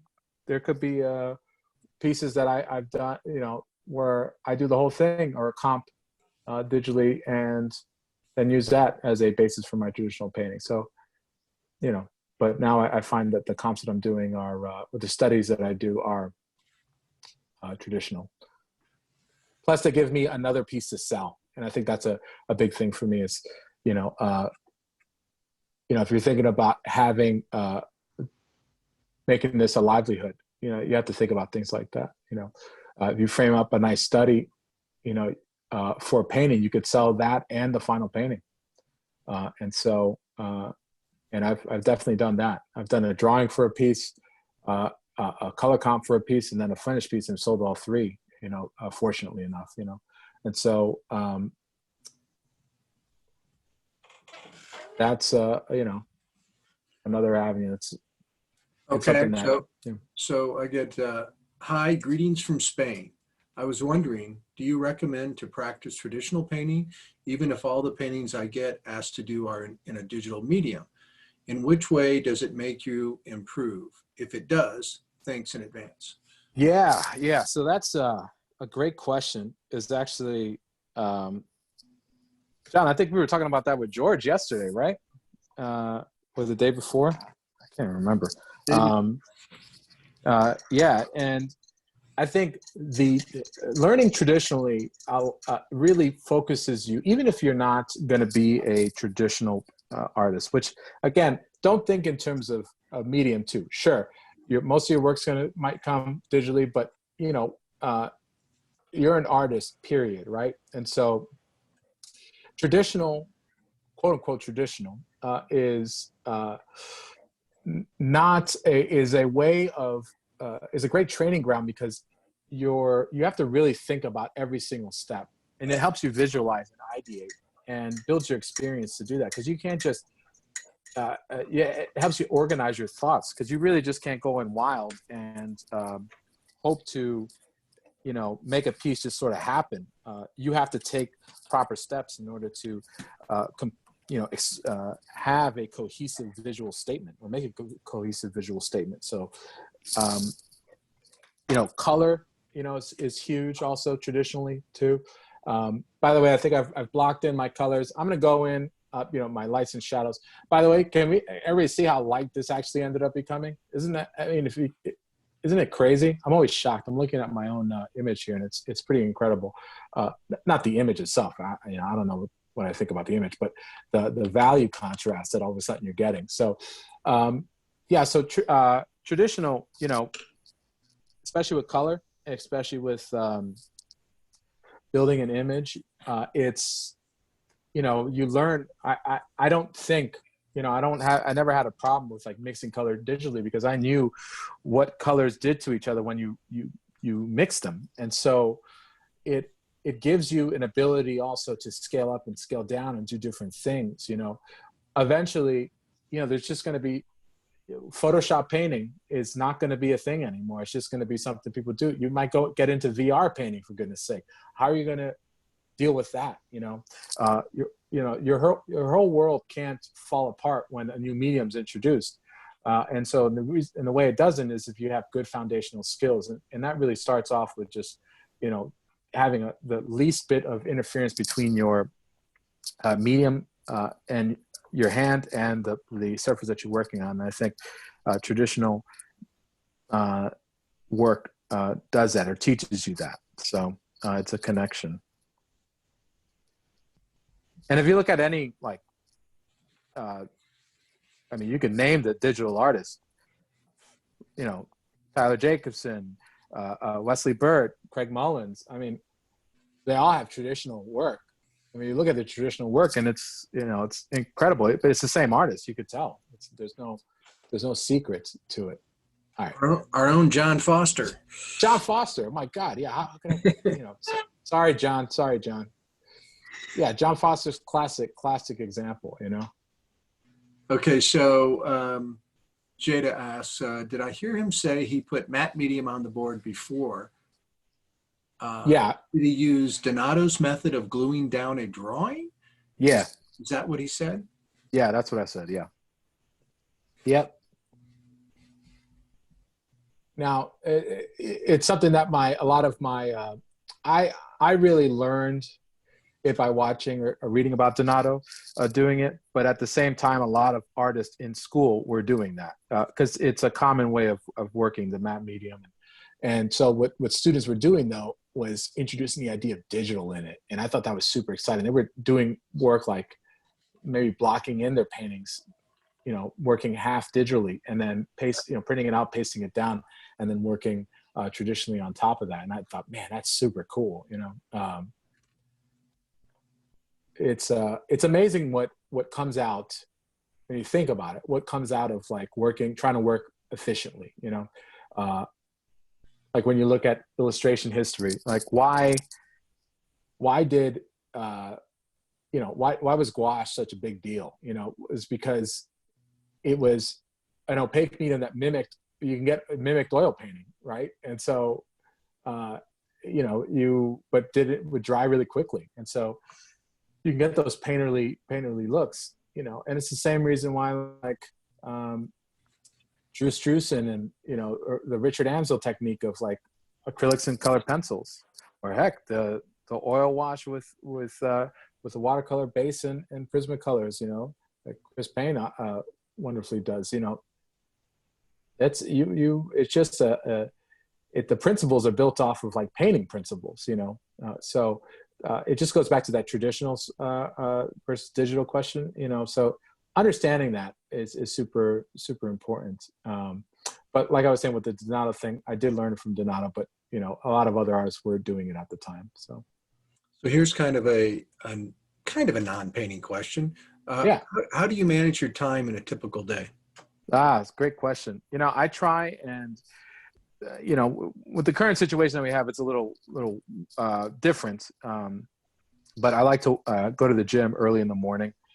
Usually I found that I'm a morning person, so I like to work out like at around 6 o'clock in the morning. And then once I come back from the gym, have breakfast, and then start probably around like 8:30, 9 o'clock. And then I answer any emails like around noon. And then I work I have lunch and then work from noon to about 5:30 or 5 o'clock, and then have dinner. And then if I need to, I'll go back and work until about 10:30. And usually 10:30 is my cutoff. But I try and get everything done, if I'm not on like a crazy deadline, I try and get things done by 5:30. Because, I'm married, so I have another person I live with. And, I need to maintain that relationship too, because it's very important. Okay. Might be a question for later in the process, but on Saturday, on Saturday, you mentioned the tendency for saturation to increase within the midtones closer to the dark areas. Yep. If I remember correctly, it'd be awesome. It would be awesome if you could discuss this a bit more, why that is, if time permits. Yeah. So the question is coming from like, on previously what I did was and how much time we have left, John? I just want to see whether or not I need to speed up here. It's 4:15. So, okay. I mean, we, comfortably 45 minutes to an hour and a half. Okay, cool. So then I'll really get down to business here.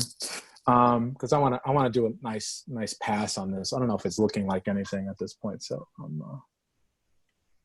going a little quicker. So yes,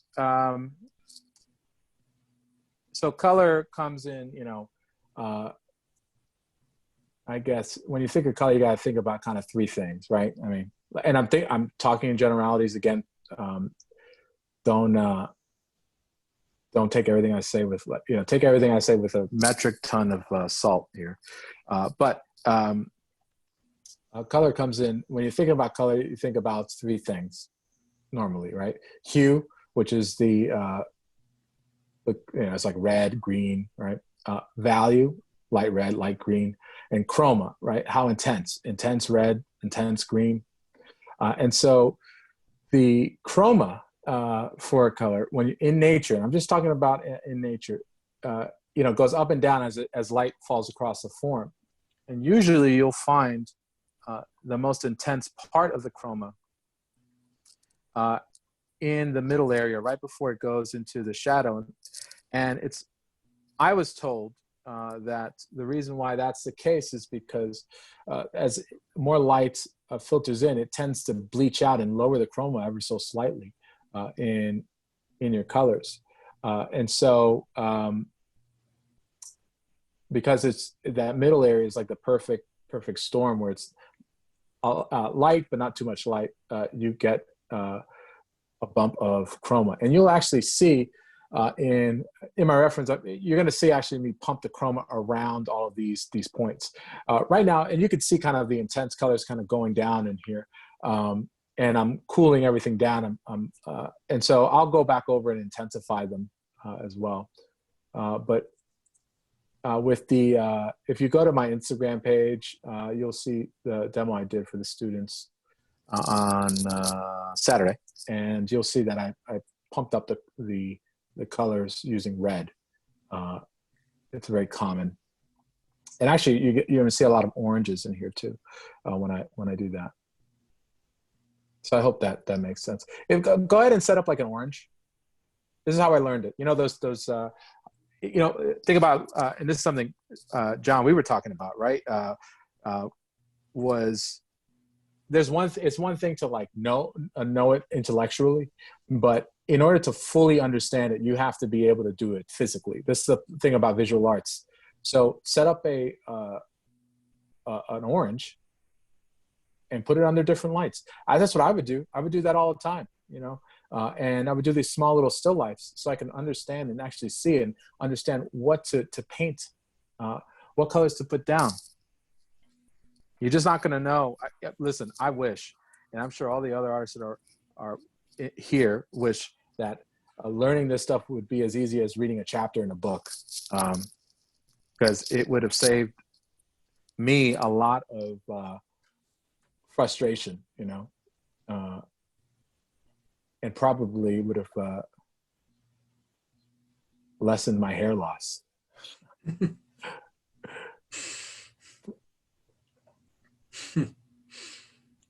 But I don't know, John. You got a full head of hair though, so I don't think you could relate. Oh, it's getting fuller by the day. I don't want to hear that kind of complaining. Yeah. Bill understands what I'm talking about. I completely understand. Yeah.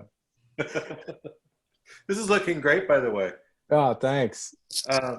I hope it'll end up as something. I'm having fun just talking and painting though, so at least I can walk away with that. No, you're doing an excellent job. You know, articulating what you're doing and explaining it, and I mean, I can relate to so much of what you're talking about. So I think we also share similar influences too in terms of use of color and approach. And but that, I mean, like already that looks really good, you know. Isn't it amazing though? Like you know, as an artist, you have to like the more experience you get, it's like the more patience you have. Like you know, eventually when you cover it, all you have to do is just cover it, and then it'll come out. But you're only gonna understand like the harmony of everything once you have everything in, you know. Right. And like these violets I'm putting down, it's all of a sudden making sense to me. But you know, early on as a student, you know, I don't know about everyone else, but like I would rush so much, you know, to like a finish, because I just was so anxious to see the finish. I would skip all these stages and parts because I just thought what I saw was just like a painting that I saw just kind of happened all at once, and it really doesn't, right. You know. Right, and you know, I think too, like as you go, I don't know about you, but I'm finding that like if I stop myself before the point I think I should stop and walk away, I'll end up with a better painting. Yeah. That's you know, I had a great conversation with Greg Manchus about that, and I was telling him how I was starting to learn that now, that's starting to come about, like stopping, and saying, okay, that's good enough. But of course that comes from overworking pieces for forever, right? I mean, it's like Right. you don't learn these things without, the scars to show for it, Right, because you want to be refined and complete the way people you admire, and then people are like, hey, that looks good as it is, and you're like, no, that's not done. Right. And it's like you want to end up on the like you just want to make everyone proud, so you want to make everyone like the world's you want to end up on the world's refrigerator, right? It's like exactly, yeah. And I mean, like, I just kind of go back to like, what is the piece saying at that given moment, and do I like what it's saying, and is that what I want out of it? Yeah. Is it doing its job? Right. And that's, these are like, and if people are listening that are saying like, what are you talking about? You're talking to the piece, Exactly. this is the type of stuff that comes from, to be honest, as I would hear this as a student. By the way, I'm going to put some green in this. So you're going to see some really wild stuff happen here. As a student, I would hear this stuff and thinking like, what are you talking about? One of my teachers, one of my favorite teachers, I should have put him, next time I'm going to put him in my influences. But again, that would, I don't want to make it any longer than it actually already is. But Zhao Ming Wu, if anybody has ever heard of his work, he was one of my teachers at the Academy of Art.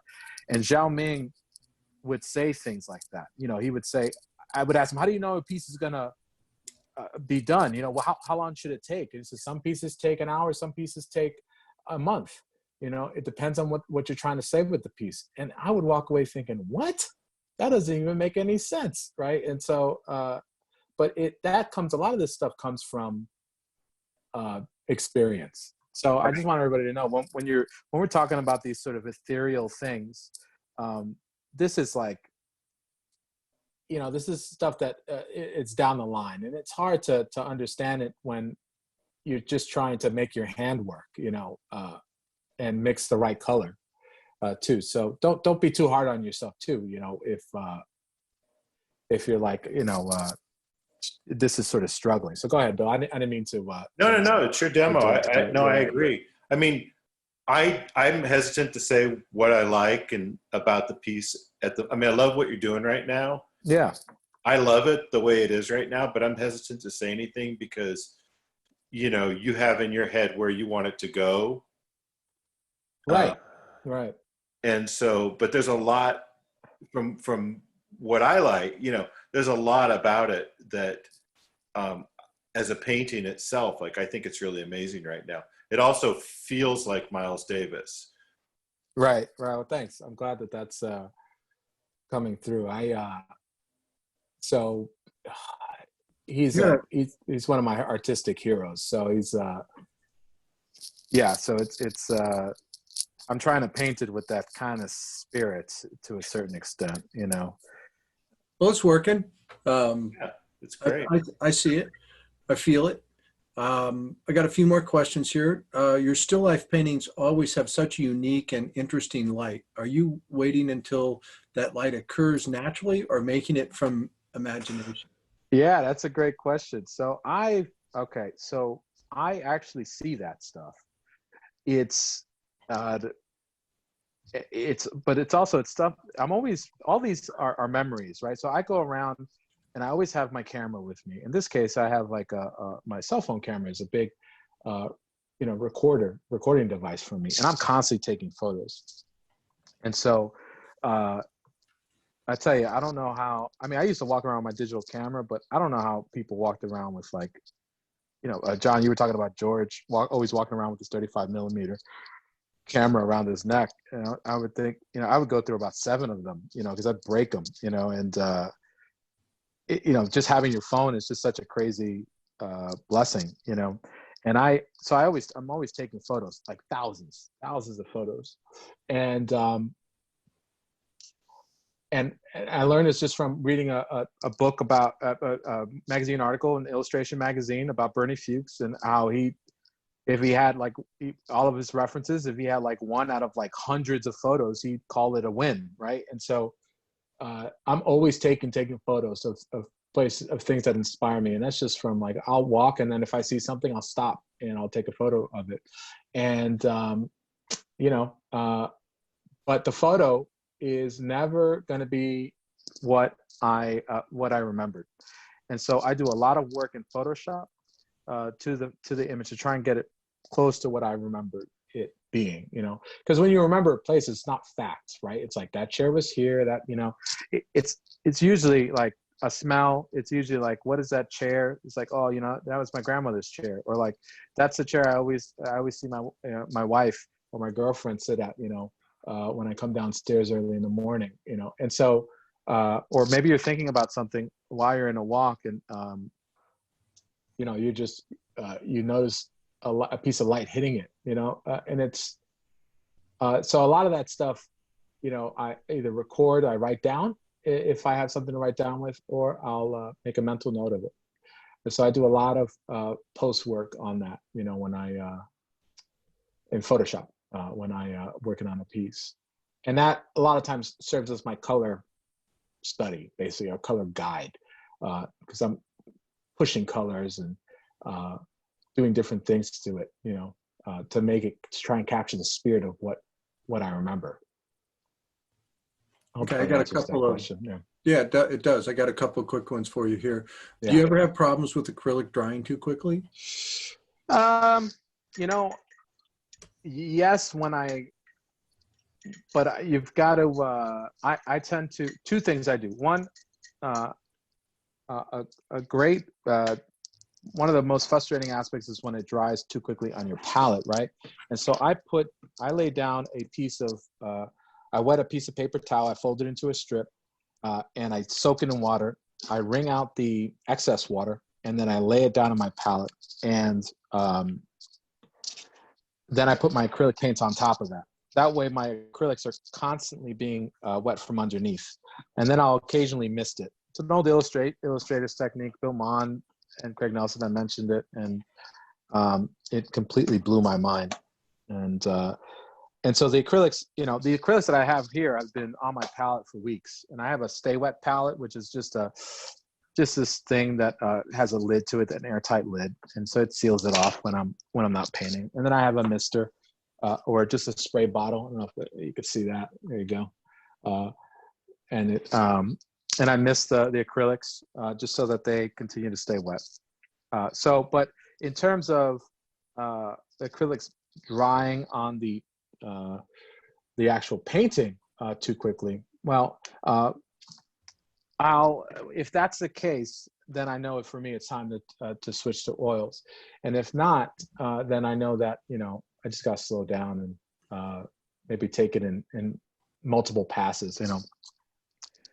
So that's how I mitigate it. So I know that going in is what I'm telling you. You know, I'm saying when I'm using acrylics, I want to layer things quickly. So like these like little impressionistic things. I think of these as like little scumbles of like little tiles of color, and I'm like making smaller marks here. I don't have a billion years to do it, but I'm making smaller marks down in like these smaller areas because I want some color to vibrate around, you know, the eye and stuff like that. So. Okay, this one relates. Are you using any medium or water with the acrylics, or is it completely opaque? Oh yeah, straight acrylics. At times, if I want to do some glazes, I might do some glazes here. I'll take some matte medium. I'll make sure I have some next to me, and I'll thin that down. Here's a really simple one. What size brush are you using? A number 6 round synthetic brush. I like the 6. It's a nice workhorse brush, and I can get it's. I take care of it enough that at this point it's fresh enough, I should say, that I can get a nice tapered point on it. Okay. You know. What is this could be a longer question. Yeah. What is your advice about approaching a gallery to sell your work? Great. Yeah, it's a great question. I mean, it's the same thing as it would be with like an art director. You've got to build a relationship with, you know, the gallery. research the gallery, find out first whether or not they show work that you even do, right? I mean, just because if you do, and it could be something as simple like if you do landscapes and you look at a gallery, let's say they could be absolutely beautiful landscapes. But if you look at a gallery and it doesn't, you send your work to a gallery that doesn't show any landscapes and just shows portraits, the chances are they're not going to be interested in your work. And it has nothing to do with the quality of the work. It just what their clientele buys. And so, first and foremost, you got to do your due diligence as a professional artist and research. Just like you wouldn't send science fiction and fantasy stuff to Time magazine, because they don't use that stuff. And so it's got to be usable. It's got to be something that the gallery uses. Second is just if you can, visit the gallery and get familiar with them and visit their shows and slowly but surely build a relationship. Because again, with galleries, it's not like, oh, you show up to a gallery and say, hey, can I show my work here? And they say, yeah, great. And then you just give them your work and then they sell it. It's a relationship. They have just as much in the game. They're putting themselves at risk showing you, right? Because you're taking up wall space. And it's the reason why a lot of commission, gallery commission is normally 50%. But galleries, a good gallery, are doing all the advertisement. They have the client list. They're doing all the sales tax and all this stuff, shipping of the piece to the client. I mean, finding new clients. If they're doing it right, then it's my view that they're earning the 50%. So you have to go into it with that idea in mind, like, okay. And then the same thing with the so it's the same. It's a symbiotic relationship. So it's the same thing as art directors, basically. I can't say for sure, screen, but are you throwing some purples there? Yeah, I got violets and mixing out of like a quinacridone magenta and alizarin crimson. And I have like a light blue, like a cerulean blue. So that's the violets. And I'm going to start to pump in some more like reds and violets as I go around the edges of that middle tone area. Okay. So we'll see how it looks if I have time, Okay. To follow the chrome shadow bump discussion, is the bump at the terminator? Yeah, right before the terminator. Yeah. Mm-hmm. Yeah, that's where you'll see it. And don't take my word for it. Just throw an orange up near a light or near a window. You'll see it. That's where color happens. Absolutely. Trust me. It's like you really have to experience it. I will tell you this. And the reason why I'm telling you this, first, you have to experience it. Second, if your value control isn't very strong, then get that locked down first. I find that 95% or more, depending on who you talk to, but the majority of issues in a picture are value issues. How light or how dark something is, and so, it has nothing to do with color. And so once you get that in there, then you get that locked down, then it becomes a little bit easier, a lot easier actually. This doesn't take much color to make it look, super colorful. I don't know if everybody's seeing that. All of the colors that I've put down so far are influencing the colors that you're seeing on top. So, yeah, and again, try it out yourself.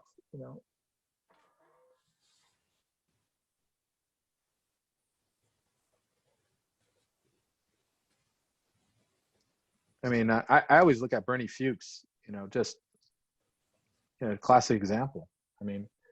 lovely colors going through it. But really, I mean, and John, you would know more, have a better idea than I would, but they're very value based. They seem, very strongly like arranged value, strong design shapes and value shapes, with an idea of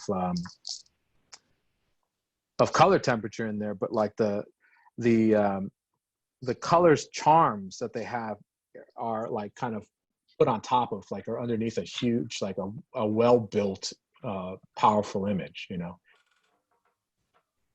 Oh, I agree. It's all beautiful. Well, beautifully drawn, beautifully designed. And a lot of times Bernie used very little color. It Right. was pretty much monochromatic at times with pops of bright color in places. It was really interesting to watch paint. I was fortunate enough to see him paint a couple of different times, and he would scrub like pure oil down on his canvas, just right out of the tube, just scrub it on, and then of course remove it. But the color that he would scrub down, like a flat area of color, it would just be infused with color within color, and color moved through it beautifully. And what he left is what I refer to as like this assumed dark that was on the page, just as a beautiful field of color. I always had great interest in color. God, that's awesome. That's awesome. Oh man, if anyone's never heard of Bernie Fuchs, get ready. Just do a Google search and you'll just get floored. Yeah, my dad always referred to him as the most talented man he ever met. And he, I mean, it's common knowledge. So he didn't even have all of his fingers either. So he's doing that with, like, didn't he like hold the brush like that? Yeah, I don't know if it was exactly like that, but he cut his fingers off on a paper cutter, which is the reason he's an artist and not a musician, probably. Right, not a trumpet player, right? He was Just think that did you tell me somebody had said that he was a better trumpet player than he was an artist? I know he had success as a trumpet player very young. Yeah. And then he hurt his hand pretty young too, working in a print shop at school, I think. Anyways, thank you for indulging me on my questions. I know this probably should be questions that I need to answer. That's okay. Yeah. Everyone's got to understand, like I'm just as excited to be here as anyone else. It's like I just looked at the people that are here and I see Chris Payne. It's like, I've been looking at all these artists' work for so long. So I'm a fan too. Okay, so what I've been doing has been pumping the chroma. You could probably see it. I'm intensifying the violets around the areas right here of the lips as they go into the shadow. But this is stuff that's I kind of intensified on my reference to see it. Now, how do I determine how I did that on my reference? Well, that's again painting from life. Informs everything. It informs so much. Most of my work is done from, actually all of my work is done from photography, right? Whether it be multiple photos or where maybe it's multiple figures or different elements, that I've cut up, and but all of my knowledge comes from studying nature. So I'm still, when I teach, I'm drawing. It's just, I like teaching. I love teaching because it also allows me, when I get a chance to paint and draw and practice, because I'm trying to get better every single day. I'm never really satisfied. I just, like I told you, I just feel like I just started to understand this thing called painting, and studying nature is has gotten me this far, and you always learn something new. It's like it's the reason why Yo-Yo Ma still practices, right? It's like you're never done learning.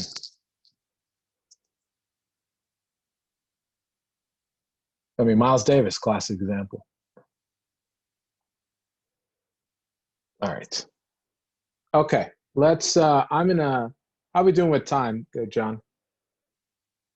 We're good. We got it's about 20 of, well, 5 my time, 6 your time. And Okay. so, if we have to go over to get where you feel comfortable, that's totally fine too.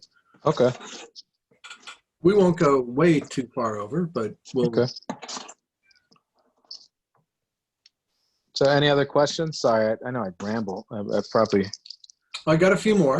Yeah. Fire away. Don't We're mind working me. on a commissioned illustration. Is it not difficult to, excuse me, is it not difficult to arrive to the same conclusion with an art director about what the piece communicates? It depends on the art director. Sometimes the people that are hiring you aren't artists at all. Don't have any art background. And I mean and you're also have a role as like an educator too. And I think it's at the end of the day, and this is at least something I remember Greg Manchus had told me. It's like these people are paying you to do a piece of artwork for them, and that's an honor. And so the client, at the end of the day, the client has to be happy. If you're happy and you felt you've done an amazing piece, but your client isn't happy, then you weren't successful. It wasn't a successful illustration. It's just a successful commission experience. So you've got to work with clients, and you've got to be able. This is like changes. I remember the idea of like changing stuff is a big thing you have to learn as a student, like repainting things or moving things and not being precious about it. You have to almost, like, as an illustrator, you have to almost remove yourself from the equation. You have to move your ego out of there. You're trying to make the best image possible, but you're also working with someone, and everyone's got art director horror stories. But you can't be an egomaniac about the whole thing, so so it's a balance. It's a balance, but you really have to take, that's got to be your primary consideration, is making that client happy. And again, you're running a business, right? So you have to, if you want more work, you've got to have repeat customers. I hope that makes sense. All right, so I am, what the heck am I doing? Well, what I'm going to do right now is I'm working on form to try and turn some things down. I'm going to finish blocking in this value right here, and then maybe move up some of my warms and really get some nice color. And then what I will do, if I have time, I'll take a big old brush and maybe get some thick paint on here in the clothing here. And so it looks like I painted the whole thing with like 3 strokes when I really didn't. And John, feel free to just rapid fire these questions too, so I don't get on tangents here. Okay. Or do whatever you want, but I don't mind. We're pretty caught up. We got about 4 or 5 Okay. right now, but I'll get to them here in just a second. Cool.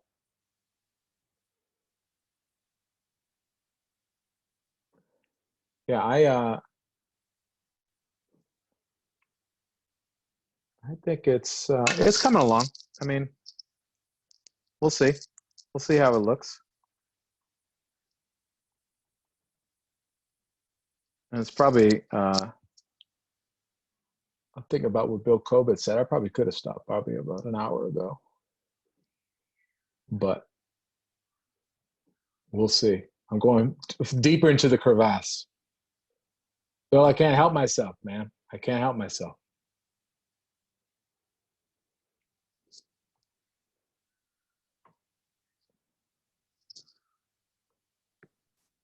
It looks great. No, I love it. Oh, thanks. I got to get I want to nail this likeness down. I know, like, I mean, you got people like Chris Payne and Del Stefanos here, who have been known to occasionally nail likeness of a Only occasionally. Only occasionally, though. I have a question from Dale Stefanos right now. Oh, all right. Why is this so bad? Oh, ow. No, he asked who you're painting. No, I'm just kidding. Yeah. No, he asked. I must have missed it if this was mentioned. But did Ray add color to his reference photo to plan out what he wanted to do? Yeah, I did. I did. I would show you. Do that here. I don't know if you can see that. It's kind of hard to see. If I push it closer, can everybody see that right there? Yeah, I can see that. The reference, right?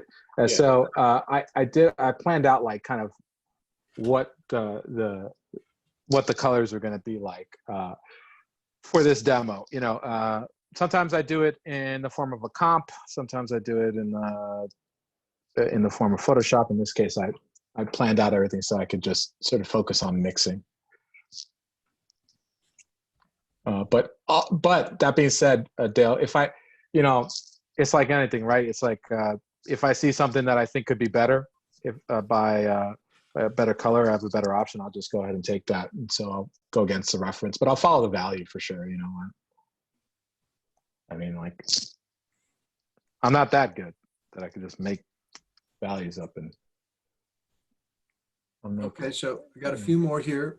For easy one, where do you teach? I teach at State University of New York at Fredonia, the small state school in New York. SUNY Fredonia is short for SUNY Fredonia.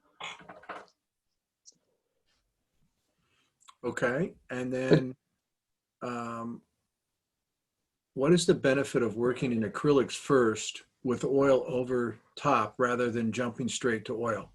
I think with acrylics, you can layer faster. They dry fast because of that. So I use that to its advantage. I could take a palette if I wanted to. I can take a palette knife and pile on paint, and it'll dry relatively way quicker than oils.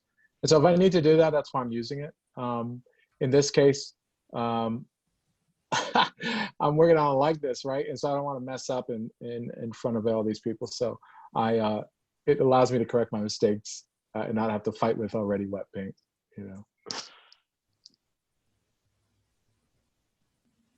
But Okay. That's the acrylics. Have you been offered a commission that simply wasn't right for you? If so, how do you communicate that to the client? Oh, that's a great question. I'm relatively, I don't know. I think I'm relatively young in my career. I think, like, I mean, I'm old I'm not like straight out of school. It took me a while to get work. So I'm 36 or something like that. I don't even know how old I am. Past 30, I'm past 35. I could tell you that. And to be honest with you, I haven't, there's some jobs that I should have said just no, but sometimes, you got to eat, man. And so I haven't had the luxury to turn down something like that. And so I've always faced it as like a challenge for myself. Now, if it was completely left field stuff, like we want you to do cartoons and things like that, and I don't do that stuff, then I'll recommend another artist and just be, guys, you just got to be honest. That's it, and straightforward. And open communication with art directors. I think the ones that I talked to have always stated that, like, that's the big thing, that one of their pet peeves is just communication issues with artists, not emailing back or just structuring their email with all these spelling errors or just not not being clear about their questions, you know, and their needs. But again, I'd open that up to the floor. You know, I bet you, you know, everyone else has better answers to that question than I do. Got a couple more for you here. Awesome Yeah. work. Are there any big aha moments you've had with color in your training / work? Yeah, probably, you know, I couldn't even count them how many aha moments I've had. Warm light, cool shadows. Didn't know that. Cool light, warm shadows. The idea that color had temperature. What? You know, the idea that you could separate the painting process into two stages, a value stage and a color stage. That blew my mind. So that way I could just concentrate on my values and not have to worry about my colors. I mean, that just was revolutionary to me, you know. Bill Mon, I mean, was huge. I thank him so much for teaching me that. I talk about him a lot. He should, you know, I should probably bill him for all the endorsements, you know, or take a cut of any jobs that he's getting. What do you think, John? No.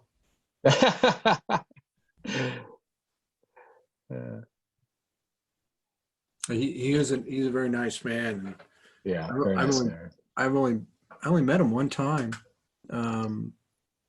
Well, got to talk to him one time. I sat in on a class of his and watched him teach a drawing class. It was quite enlightening. Yeah, he taught me a lot of. I would say him and a former student of his, Cameron Watson, taught me everything I know about color. But I will tell you that again, it's just values. I can't stress that enough. I will tell. That's the thing I wanted to say. In school, okay, people would walk up to me and say, you know, you're really not a color person. You should probably you're kind of more of a value person. Why don't you stick with grays, you know? And I'm like, wow, I guess I just don't have instinctual value, instinctual understanding of color. Boy. And, you know, and then Bill, in about 10 minutes, was able to explain just the quick, you know, and also like Cameron Watson, who I took a color theory class with, all the mixing that we did and the charts we built. You know, I had to build all these charts in gouache and mix them and cut them out, and color wheels, and what happened, you know, and experiments with color. What happens if we add white to it? What happens if we add the complements to it? Like all of these things, and have charts to it, and mix the wrong color, and then fight until I mix the right color. I mean, this is what I'm talking about, like application. Like none of that stuff, none of my understanding of color would come from, would be here if I didn't, you know, experience that. Ray, I'm going to send you a link once we get rolling and have you sit in on one of Brent Watkinson's color class. I would love that. It's pretty amazing. I would love that. I would love that. His stuff's incredible. Not that you need it. I just thought you would find it interesting. No, I don't. Yeah, I would love that. I most likely do need it, John. Trust me. You know? Oh no, George and I talk about it all the time. We always get a kick out of like looking at it and the artists that he brings up and the application, simple application, shows great examples. It's just it's really great. Okay, so I think I have one more question here. When you were 2 to 4 years into learning traditional paints, what were some of the things you struggled to understand / implement? Everything. Brush control, drawings, value, measuring, you know, just Google artistic principles, and that was pretty much everything I struggled with. You know, this stuff didn't come easy to me. I'm not one of those I'm just not one of those painters or artists that just it was all rainbows and sunshine and all that stuff. I really just had to work on it. I just struggled. Everything was a struggle. It still is. You know. I don't think it comes easy to anybody. Yeah, I don't think so. I think that is a myth. Yeah. I see some of the most gifted, brightest, talented artists develop themselves. People like Sterling, Edward Kinsella, Andrea Wicklund. Do you remember her from? Yeah, absolutely. Yeah. God, she was so gifted. Yeah. But it's like they had to go through everything else. I mean, they had to. Yeah. They still had to figure everything out along the way. Yeah.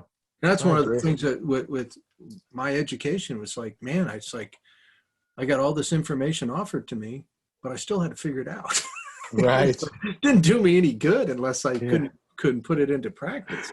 You still got to go through. You can't. It's like you can show somebody how to do a push-up, but you can't do it for them. Right. That's true. That's very true. No, it's well said. You know what, John? I'm letting you handle all the questions from here on out. You and Bill. Well, perfect, because there is none. All right. So I hope everyone's having fun here. I'm having a lot of fun. I haven't really stepped back and looked at this piece here. It's coming along, I guess. I don't know. I'm going to go ahead and restate some of the darks and pop in some last corrective marks, and then I don't know, maybe call it. I don't know. Let's see how much time I got. It's a few minutes before the top of the hour, and if you want to take a little bit more time, you can. Yeah, if that's okay. Yeah, maybe take about 20, 25 minutes more, if that's cool. Is that all right with everyone? Or, I mean, It looks great. So, Okay. do what you need to do. You can Okay. stop whenever you want. Oh, okay. I don't want whoever's hosting to fall asleep on their keyboard either. You know what I mean? Yeah, let's shoot for a quarter after. Okay, perfect. 17 minutes from now. Okay. All right, let's get this in here.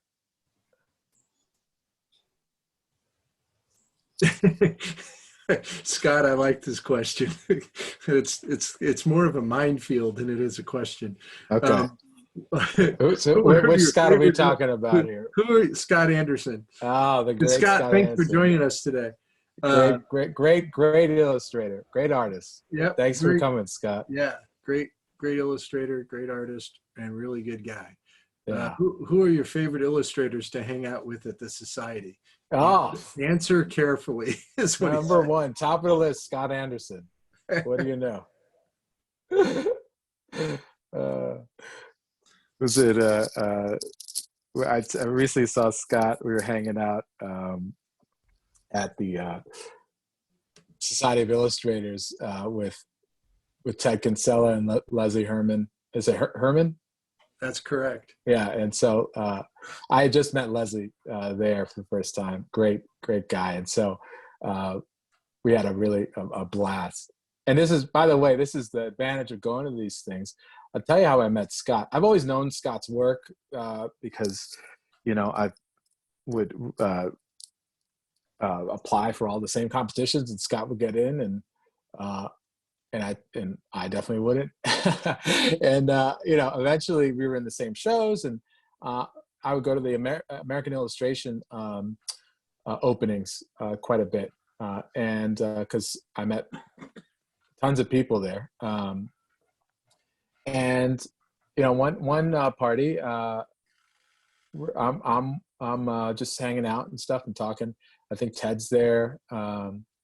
Sam Weber, another great illustrator, incredible illustrator, was there, and we were talking, and all of a sudden, Sky walks up to me, and I don't know who he is, and he says, "Hi, you're Ray Bonilla," and I'm thinking, like, no one has ever asked me that question before, and I'm like, man, maybe I have a hidden fan base or something, and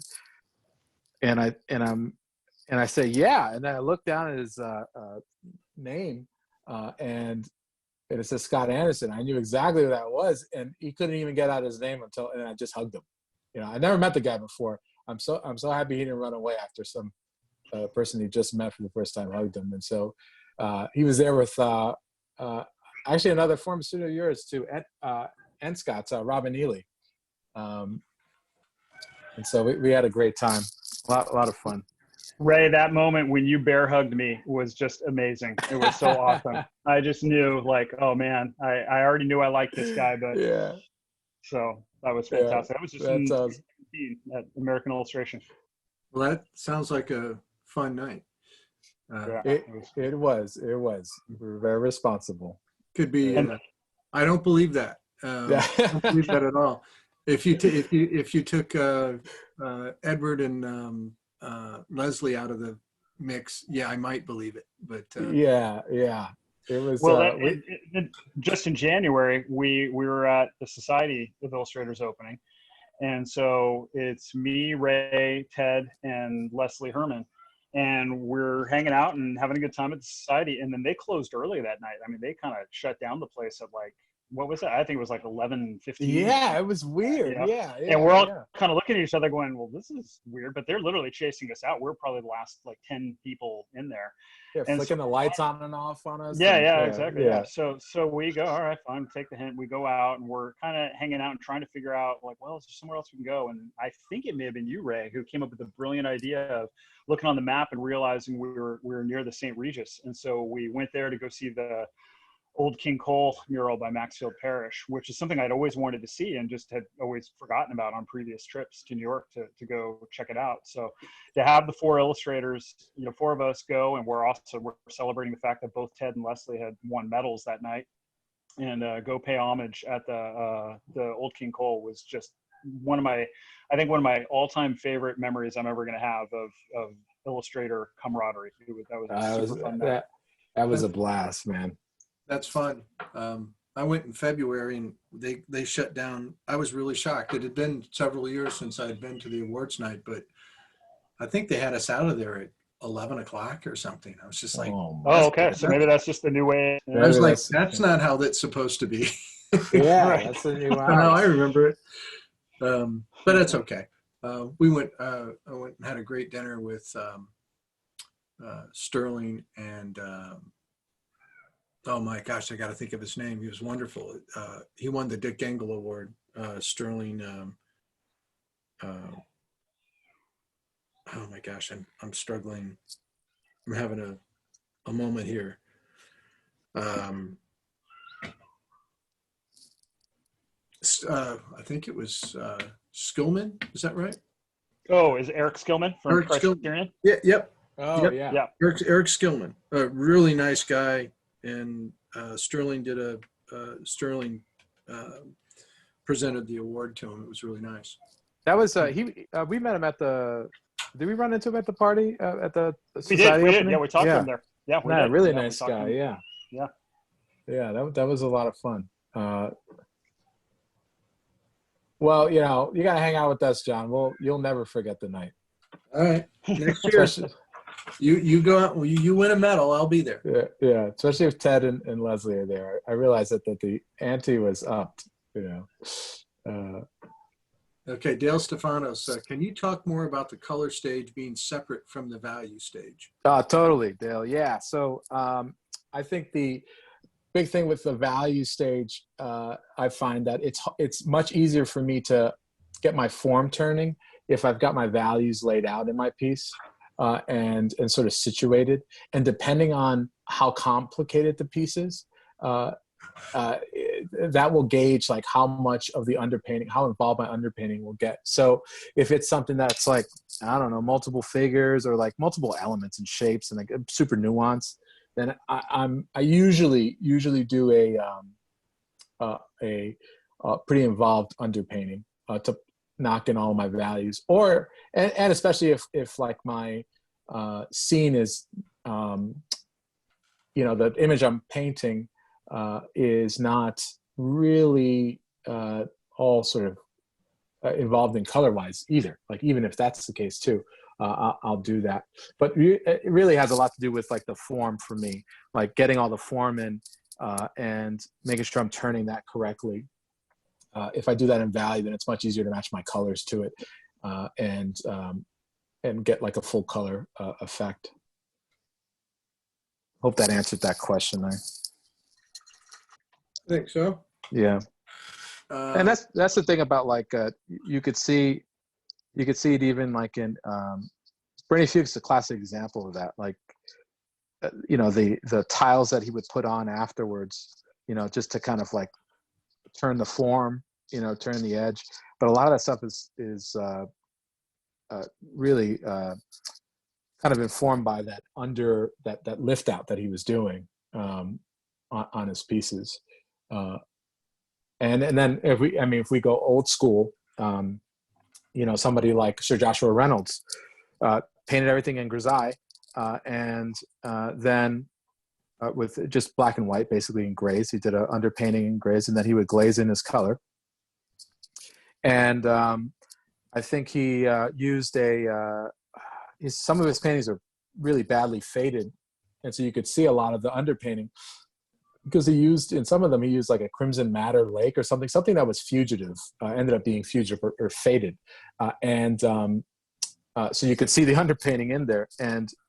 But I saw in the Met they have one that is faded and one that isn't, and if you look up close, you could see how much the value that underpainting really informed all the colors.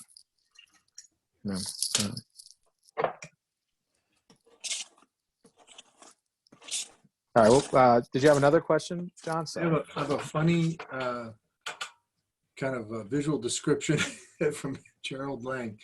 How much of the painting is like running through the woods without hitting a tree and then bringing everything together and landing the plane safely at the end? Oh, man. Geez, you know, it's a good question.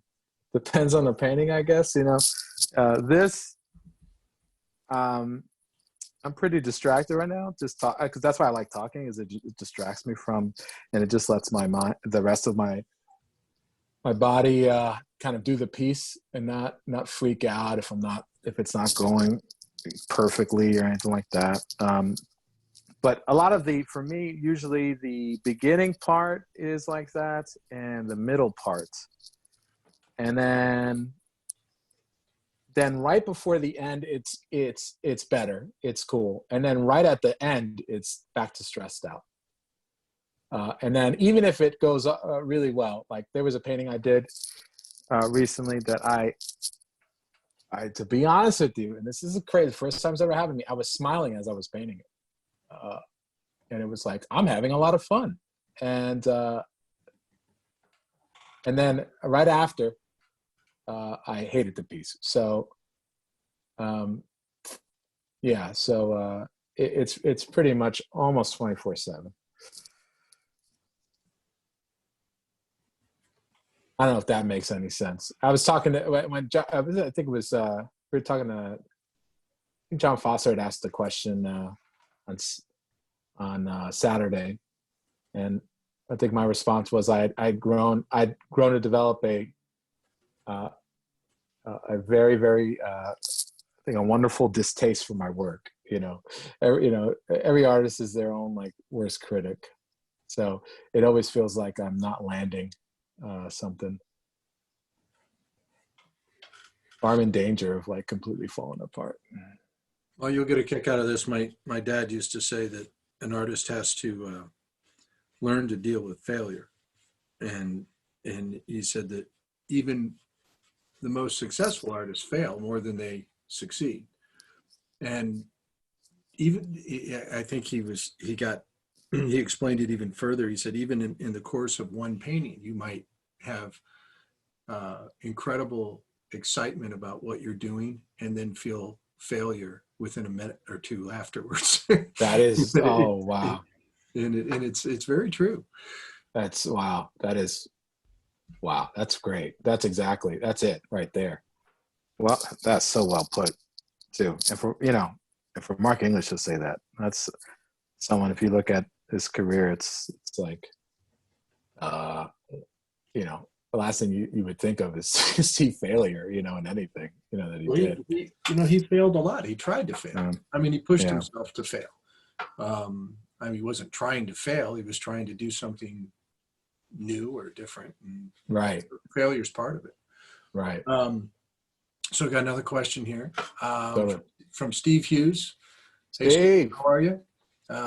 You said life drawing /painting obviously informs the portrait work. Do you Yeah. do any plein air painting to help your cityscapes feel so authentic? Yeah, I used to in school. I used to plein air paint a lot.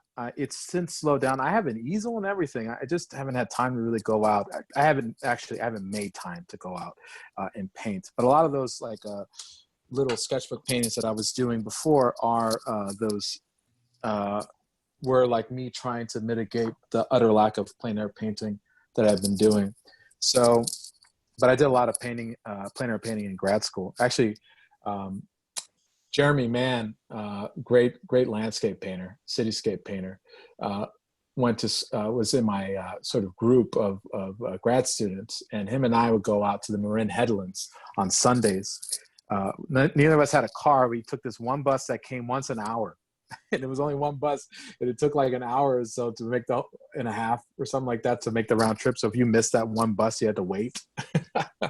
And I missed a lot of those buses, but I got there, and I just working in the outside is it's like a sport, I realized though, so it did inform it. I realized though, I didn't really like it as much as I thought I was going to, just because in terms of informing or actually building a finished piece from it, because I think I was always preoccupied, and this is most likely just an utter lack of me doing it enough. But I just got caught up with just me trying to do a painting, and so it never allowed me to free myself up and kind of experiment. And so I much rather like to take a reference of it and then design my scenes, because it gives me a little bit more freedom. I guess the same way the classic still landscape painters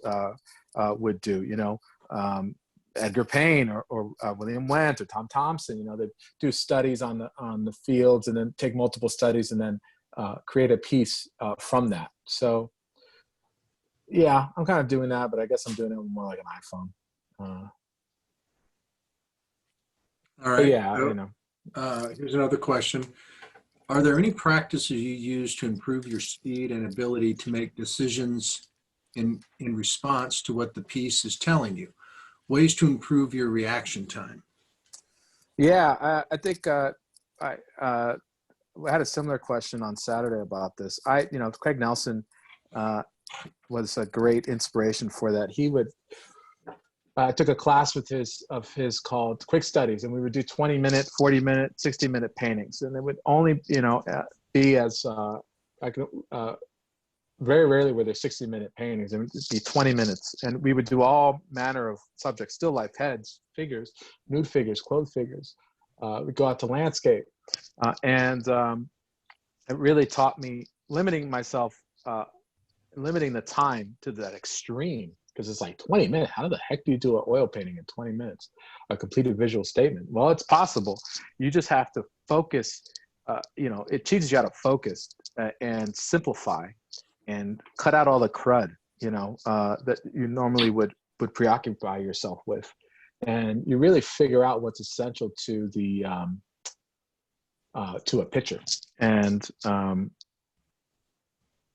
so I think doing that, is a great exercise. One thing Craig would have us do for homeworks was he would give us a list of stuff. This was really cool. And I should, if I taught another painting class besides the one that I'm teaching in school, which is more of like an introductory class, one maybe like a step higher than that, I would do this, where he would give you a list of things, list of subjects, and you had to pick, I think, 3 of them or something like that. And he would have us paint 20 paintings from it, and we could only repeat a given, more than 3 themes, 3 subjects, but we could only repeat the same subject, I think, 3 times or something. So he limited ourselves on it, and we have to show up with all these pieces. And on top of that, we can only spend an hour on the piece. And it really caused you had to set a timer and you had to go for it. It really, 2 things it did. I painted stuff there I would never paint otherwise. And then it also focused, it taught me how to use a brush quickly and how to get a lot of marks out of a given brush, and how to take an image and simplify it down into its basic elements. So, John, I'm just gonna pop out, and I just realized that I have to put down my headphones here because I have to grab my ultramarine blue. I ran out of ultramarine blue, and it's right behind me. So, I'm just gonna take my headphones off for like 3 seconds, Okay, if that's okay. that's fine. We'll still be here.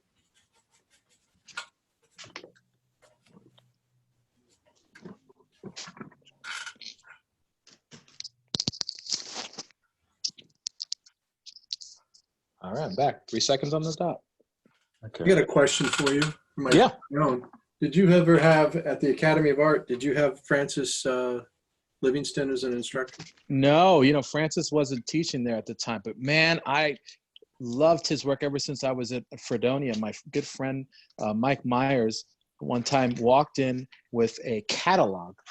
He had just came from the Arcadia Gallery. He had just came from New York City, where his uncle was living, because his uncle is actually an actor and so he actually was. If you've ever seen Mike and Molly, he was the I guess the Molly's mother's boyfriend on it. So fun piece of trivia. Anyways, he went to the Arcadia Gallery, and it was a show of Francis's, and so he brought back a piece, a catalog of it, and him and I just drooled over these like lusciously painted cityscape paintings, and then we realized after the fact that he was an illustrator as well.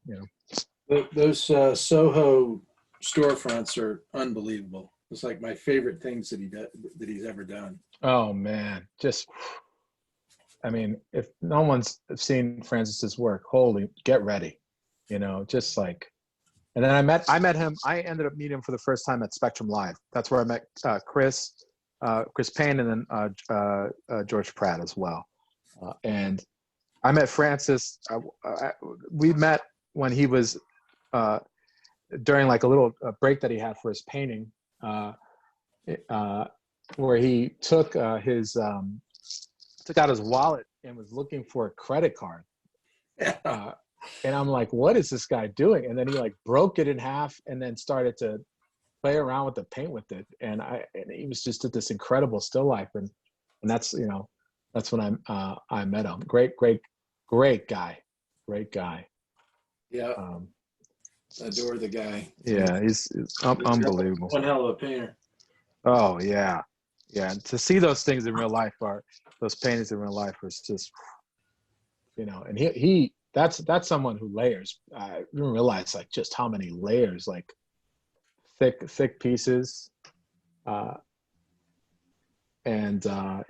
it's great stuff. Okay, so can you explain more about how you might add thicker paint to this painting? Yeah, so if I want to add thicker paint, I'm probably going to be in any of the light areas for me. It's going to, I'm looking at emphasizing form right now at this point. And so the thicker the paint, the more the paint catches the light, until when light hits it, it catches the ridges of it. And so it'll appear lighter, or it'll feel like it'll have a glow to it. That's why you see Rembrandt's pieces. If you see the jewelry, it's just like sculpted on there of some of these portraits. And so I'm thickening up like the white right here, maybe the highlights. I'm gonna scrub maybe just this pretty dry. I'm just gonna dab this across to see if I like it. If not, I'll just paint over it. It's not a big deal. But I want to have this sort of this look, and then I'm gonna work on this mouth here because this mouth kind of looks like crap right now. But I'm gonna get that in and then finish it up because I know I'm probably coming up on my limit here. Okay, I got two more quick questions for you. Sure. Do you have any other painting exercise you recommend for painters to practice? Besides like still lifes and timing yourself, I know like I would take just like if I was on Netflix and things like that, I would take or just screenshots from movies that are well lit. Like everything that George was talking about yesterday. You know, it's just like, you know, just take a bunch of movies, you know, you go to a museum, just, you know, there's not a, I mean, I even go to like, I have an iPad, and so I'll take the iPad to a museum and I'll just paint the sculptures there. They're super simple in value, and I'll just do that, and that'll give me some experience. And I can figure out a lot of stuff, painting ideas that I have, you know. I had to cover my mouth because I've been laughing from Rob Nemeth's question. It says, "For John, can you talk Livingston into doing one of these?" Still got his demo piece in my studio. And that would be fine. I just have to fly to Utah and set up his camera for him and show him how to use Zoom and Introduce the idea of the internet to him, and then work from there. no, Right? he's better than some, but man, it would be a tech challenge to get his camera right. But my gosh, I'll work on it. He's an amazing painter. Oh my God, yeah, I would. That'd be great to see. I mean, I'm selfishly definitely for it, for sure. If that, you know. Samantha asks, if an artist has many different styles based on the medium they use, do you see that as an advantage or disadvantage? How can someone better define their own personal style? Great question. Just, you know, eventually, this is someone told me this. I forgot who it was, but you can't help but be yourself, no matter how much you try to be something else. Yourself's always gonna, you know, your wiring is gonna just poke through, and so you've got to embrace that. And so it's let your message and your voice be how you think about how you interpret the world and how you tell a story, or how you in an illustration sense, you know, your storytelling and all the building blocks. The rest will take care of itself, you know. I think, you know, that's why I don't care about mediums. I don't think mediums determine style anyway. It's just no. I always used to joke and say that if you put all the instructors together at the academy and put them in a circle with all the materials in front of them and asked them to get up and move three spaces down, change materials with the artists next to them or a few down, you would still know who did the pieces, and it wouldn't change anything. Point of view is not about just material.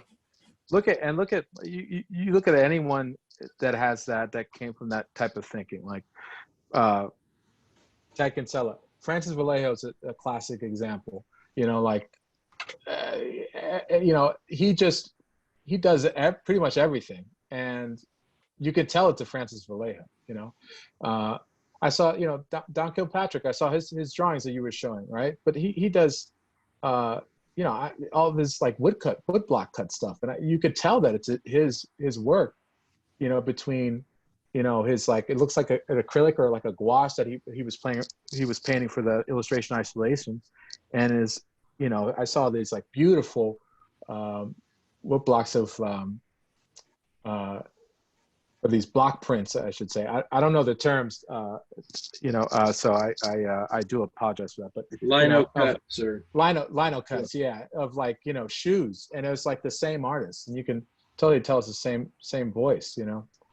Or I love watching all the academy instructors draw in pastel, because you could definitely tell each person's who each person was, just based off of how they draw. You know, like I can tell, oh yeah, there's Chris Payne, oh there's Gary Kelly, yep, there's John right there, you know, there's George. So Gary's probably the most obvious example, just because he bounces around from a lot of different things, and it's so Everything is so personal to him.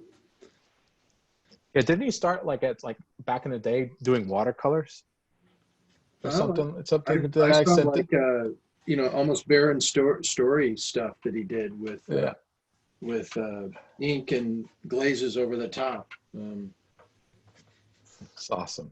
Yeah, I mean, All right, Thomas Blackshear, another one. All right, I'm gonna hit these highlights. What were you saying? Sorry. just looking for another question. I think we're good. Yeah. Oh, okay, great. Yeah, so Thomas Blackshear, another person. Seems like your dad had a hand in a lot of these things. I'm just realizing this, John. It's Yeah. like it's like, hey, Bill Mont told me this thing that he got from Mark English, or Bob Heindel. But Thomas Blackshear is another person. Like, you can't name a single medium that really works in, because he works in everything, and you can still tell it's Thomas Blackshear.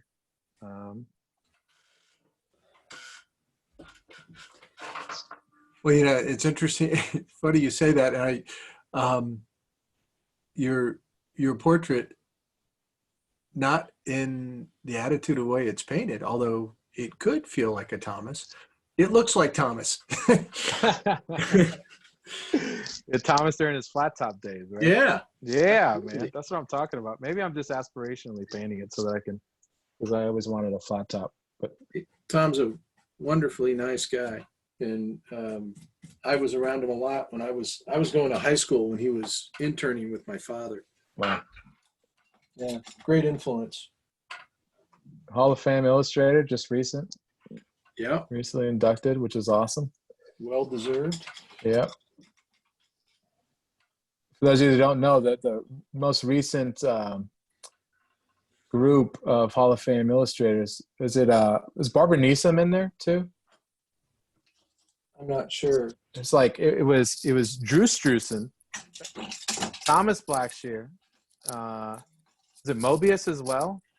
Yeah, Something crazy, Robert Hunt, was he before that?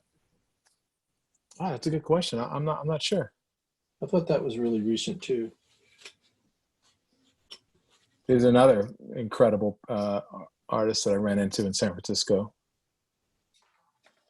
Boy, there's a lot of good artists here. Okay, I'm just a couple of touches away from finishing this up. Hopefully it looks like something. If not, that's okay.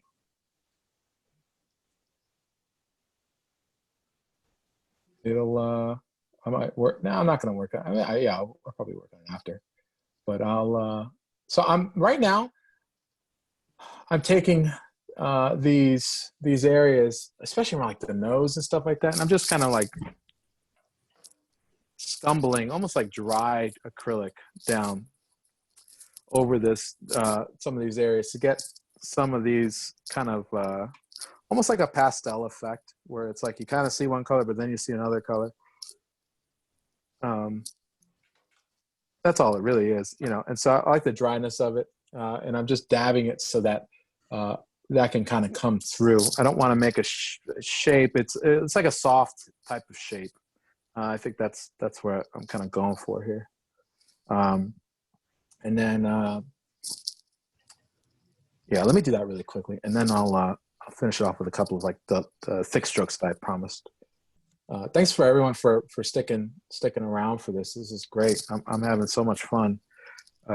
Thanks, John, for inviting me to do this. I can't believe it. You asked me back again twice. Well, actually, you booked me twice, right? And hopefully, thank goodness the first round went okay. I had to leave, but I'm glad I came back. This looks fantastic. Oh, thanks, Bill. I called up George, and he FedExed a piece over to me. So I'm just. No, it looks really good. I love the way you indicated the eyes, and you make it look effortless.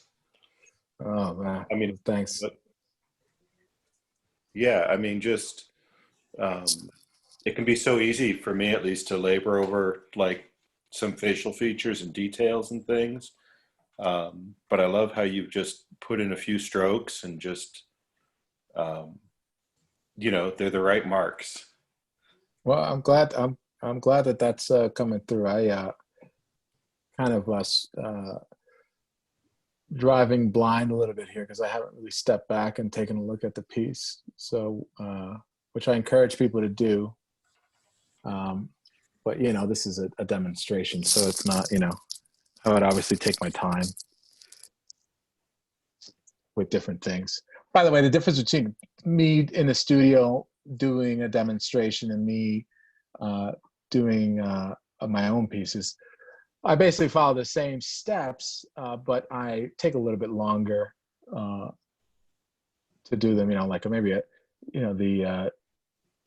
the lay-in, the initial acrylic lay-in might be a little bit shorter, longer, more involved.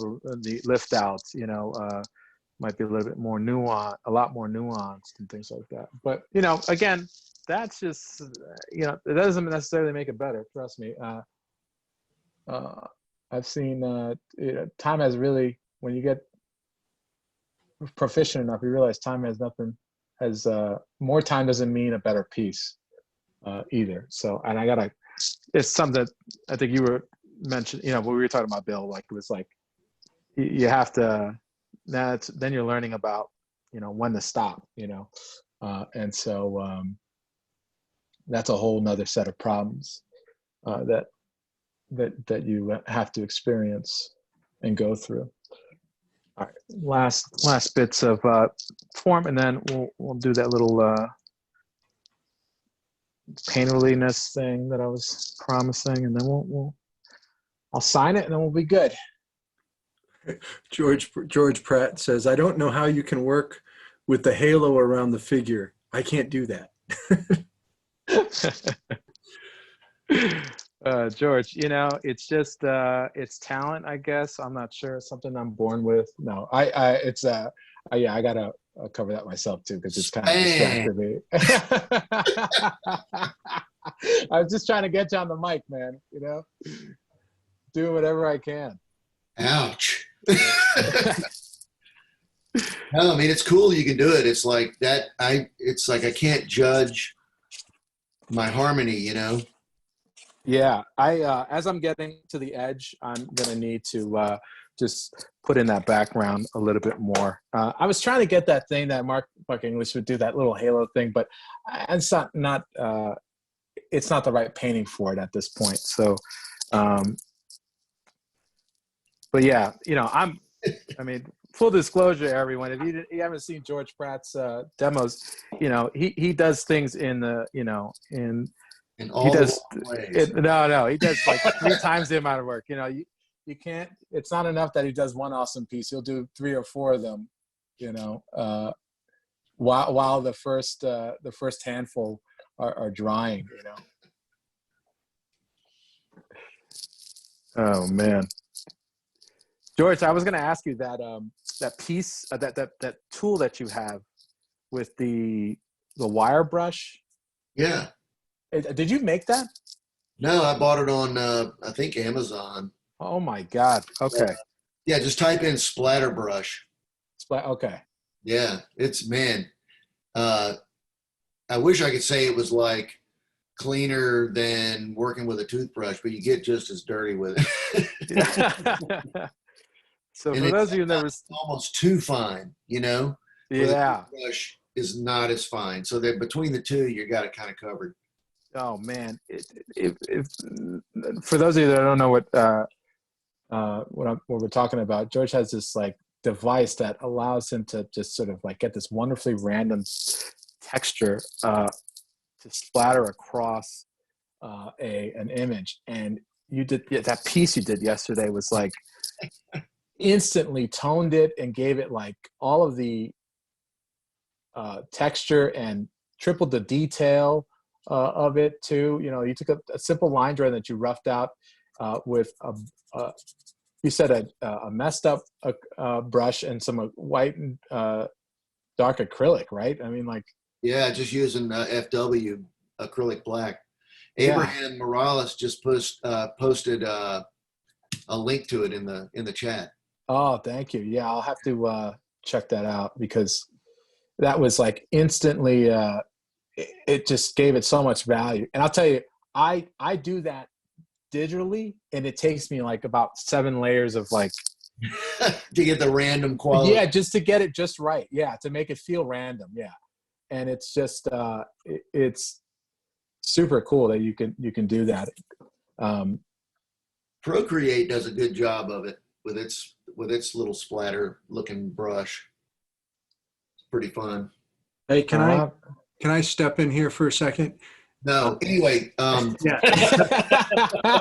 Appreciate it, guys. Thank you very much. It's how I'm always treated. Just their punching bag.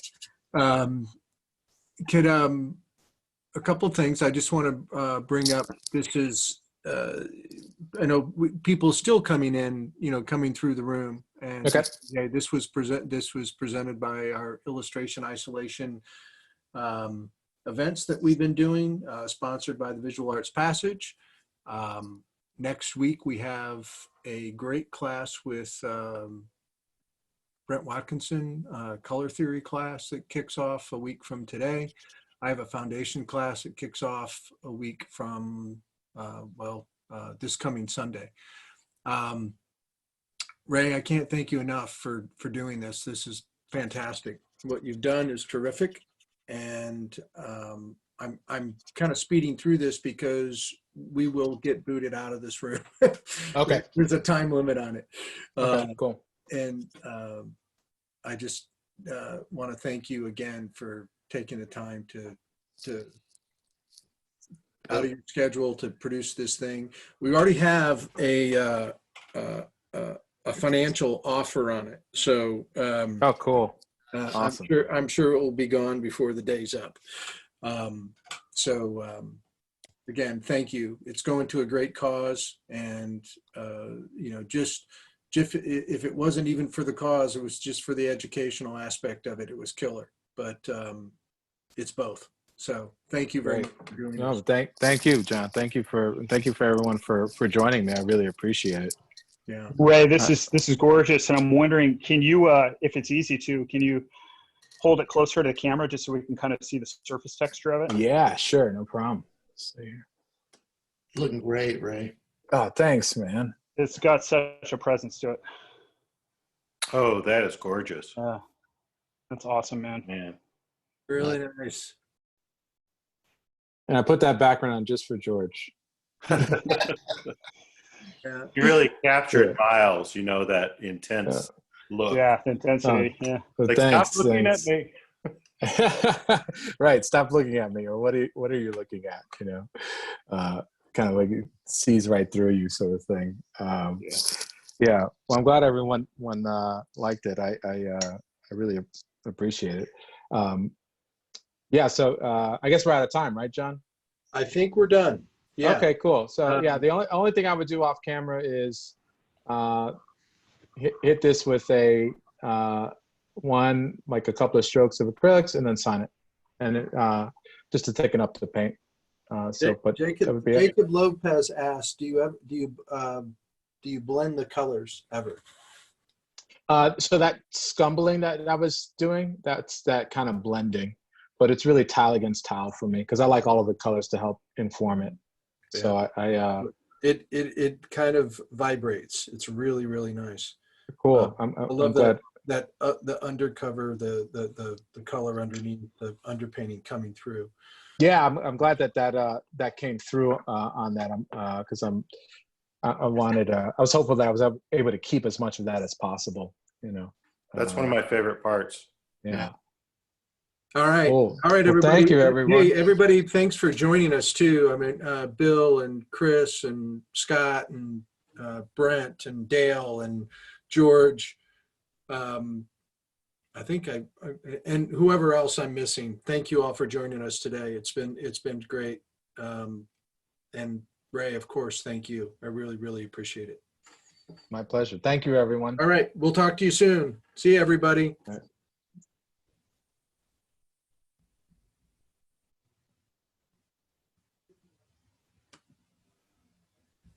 Awesome. Thanks, John. Appreciate it. Yeah. Oh, I don't know if Timmy's still here. I thought he left, but thank you, Timmy. Oh, thanks, Tim. Yeah. I'm glad we didn't have any hiccups on the internet or anything like that. Yeah, no, everything worked. Hey, Ray, Yeah. send me a shot of it. Yeah, I will. I'm going to just Okay. correct his nose and do my thing and then sign it. But I'll definitely send you a shot in a few hours. Okay. Thanks so much, All man. right. All right. Take Thanks. care. Take care. Thank you. Take care. Bye. Bye-bye.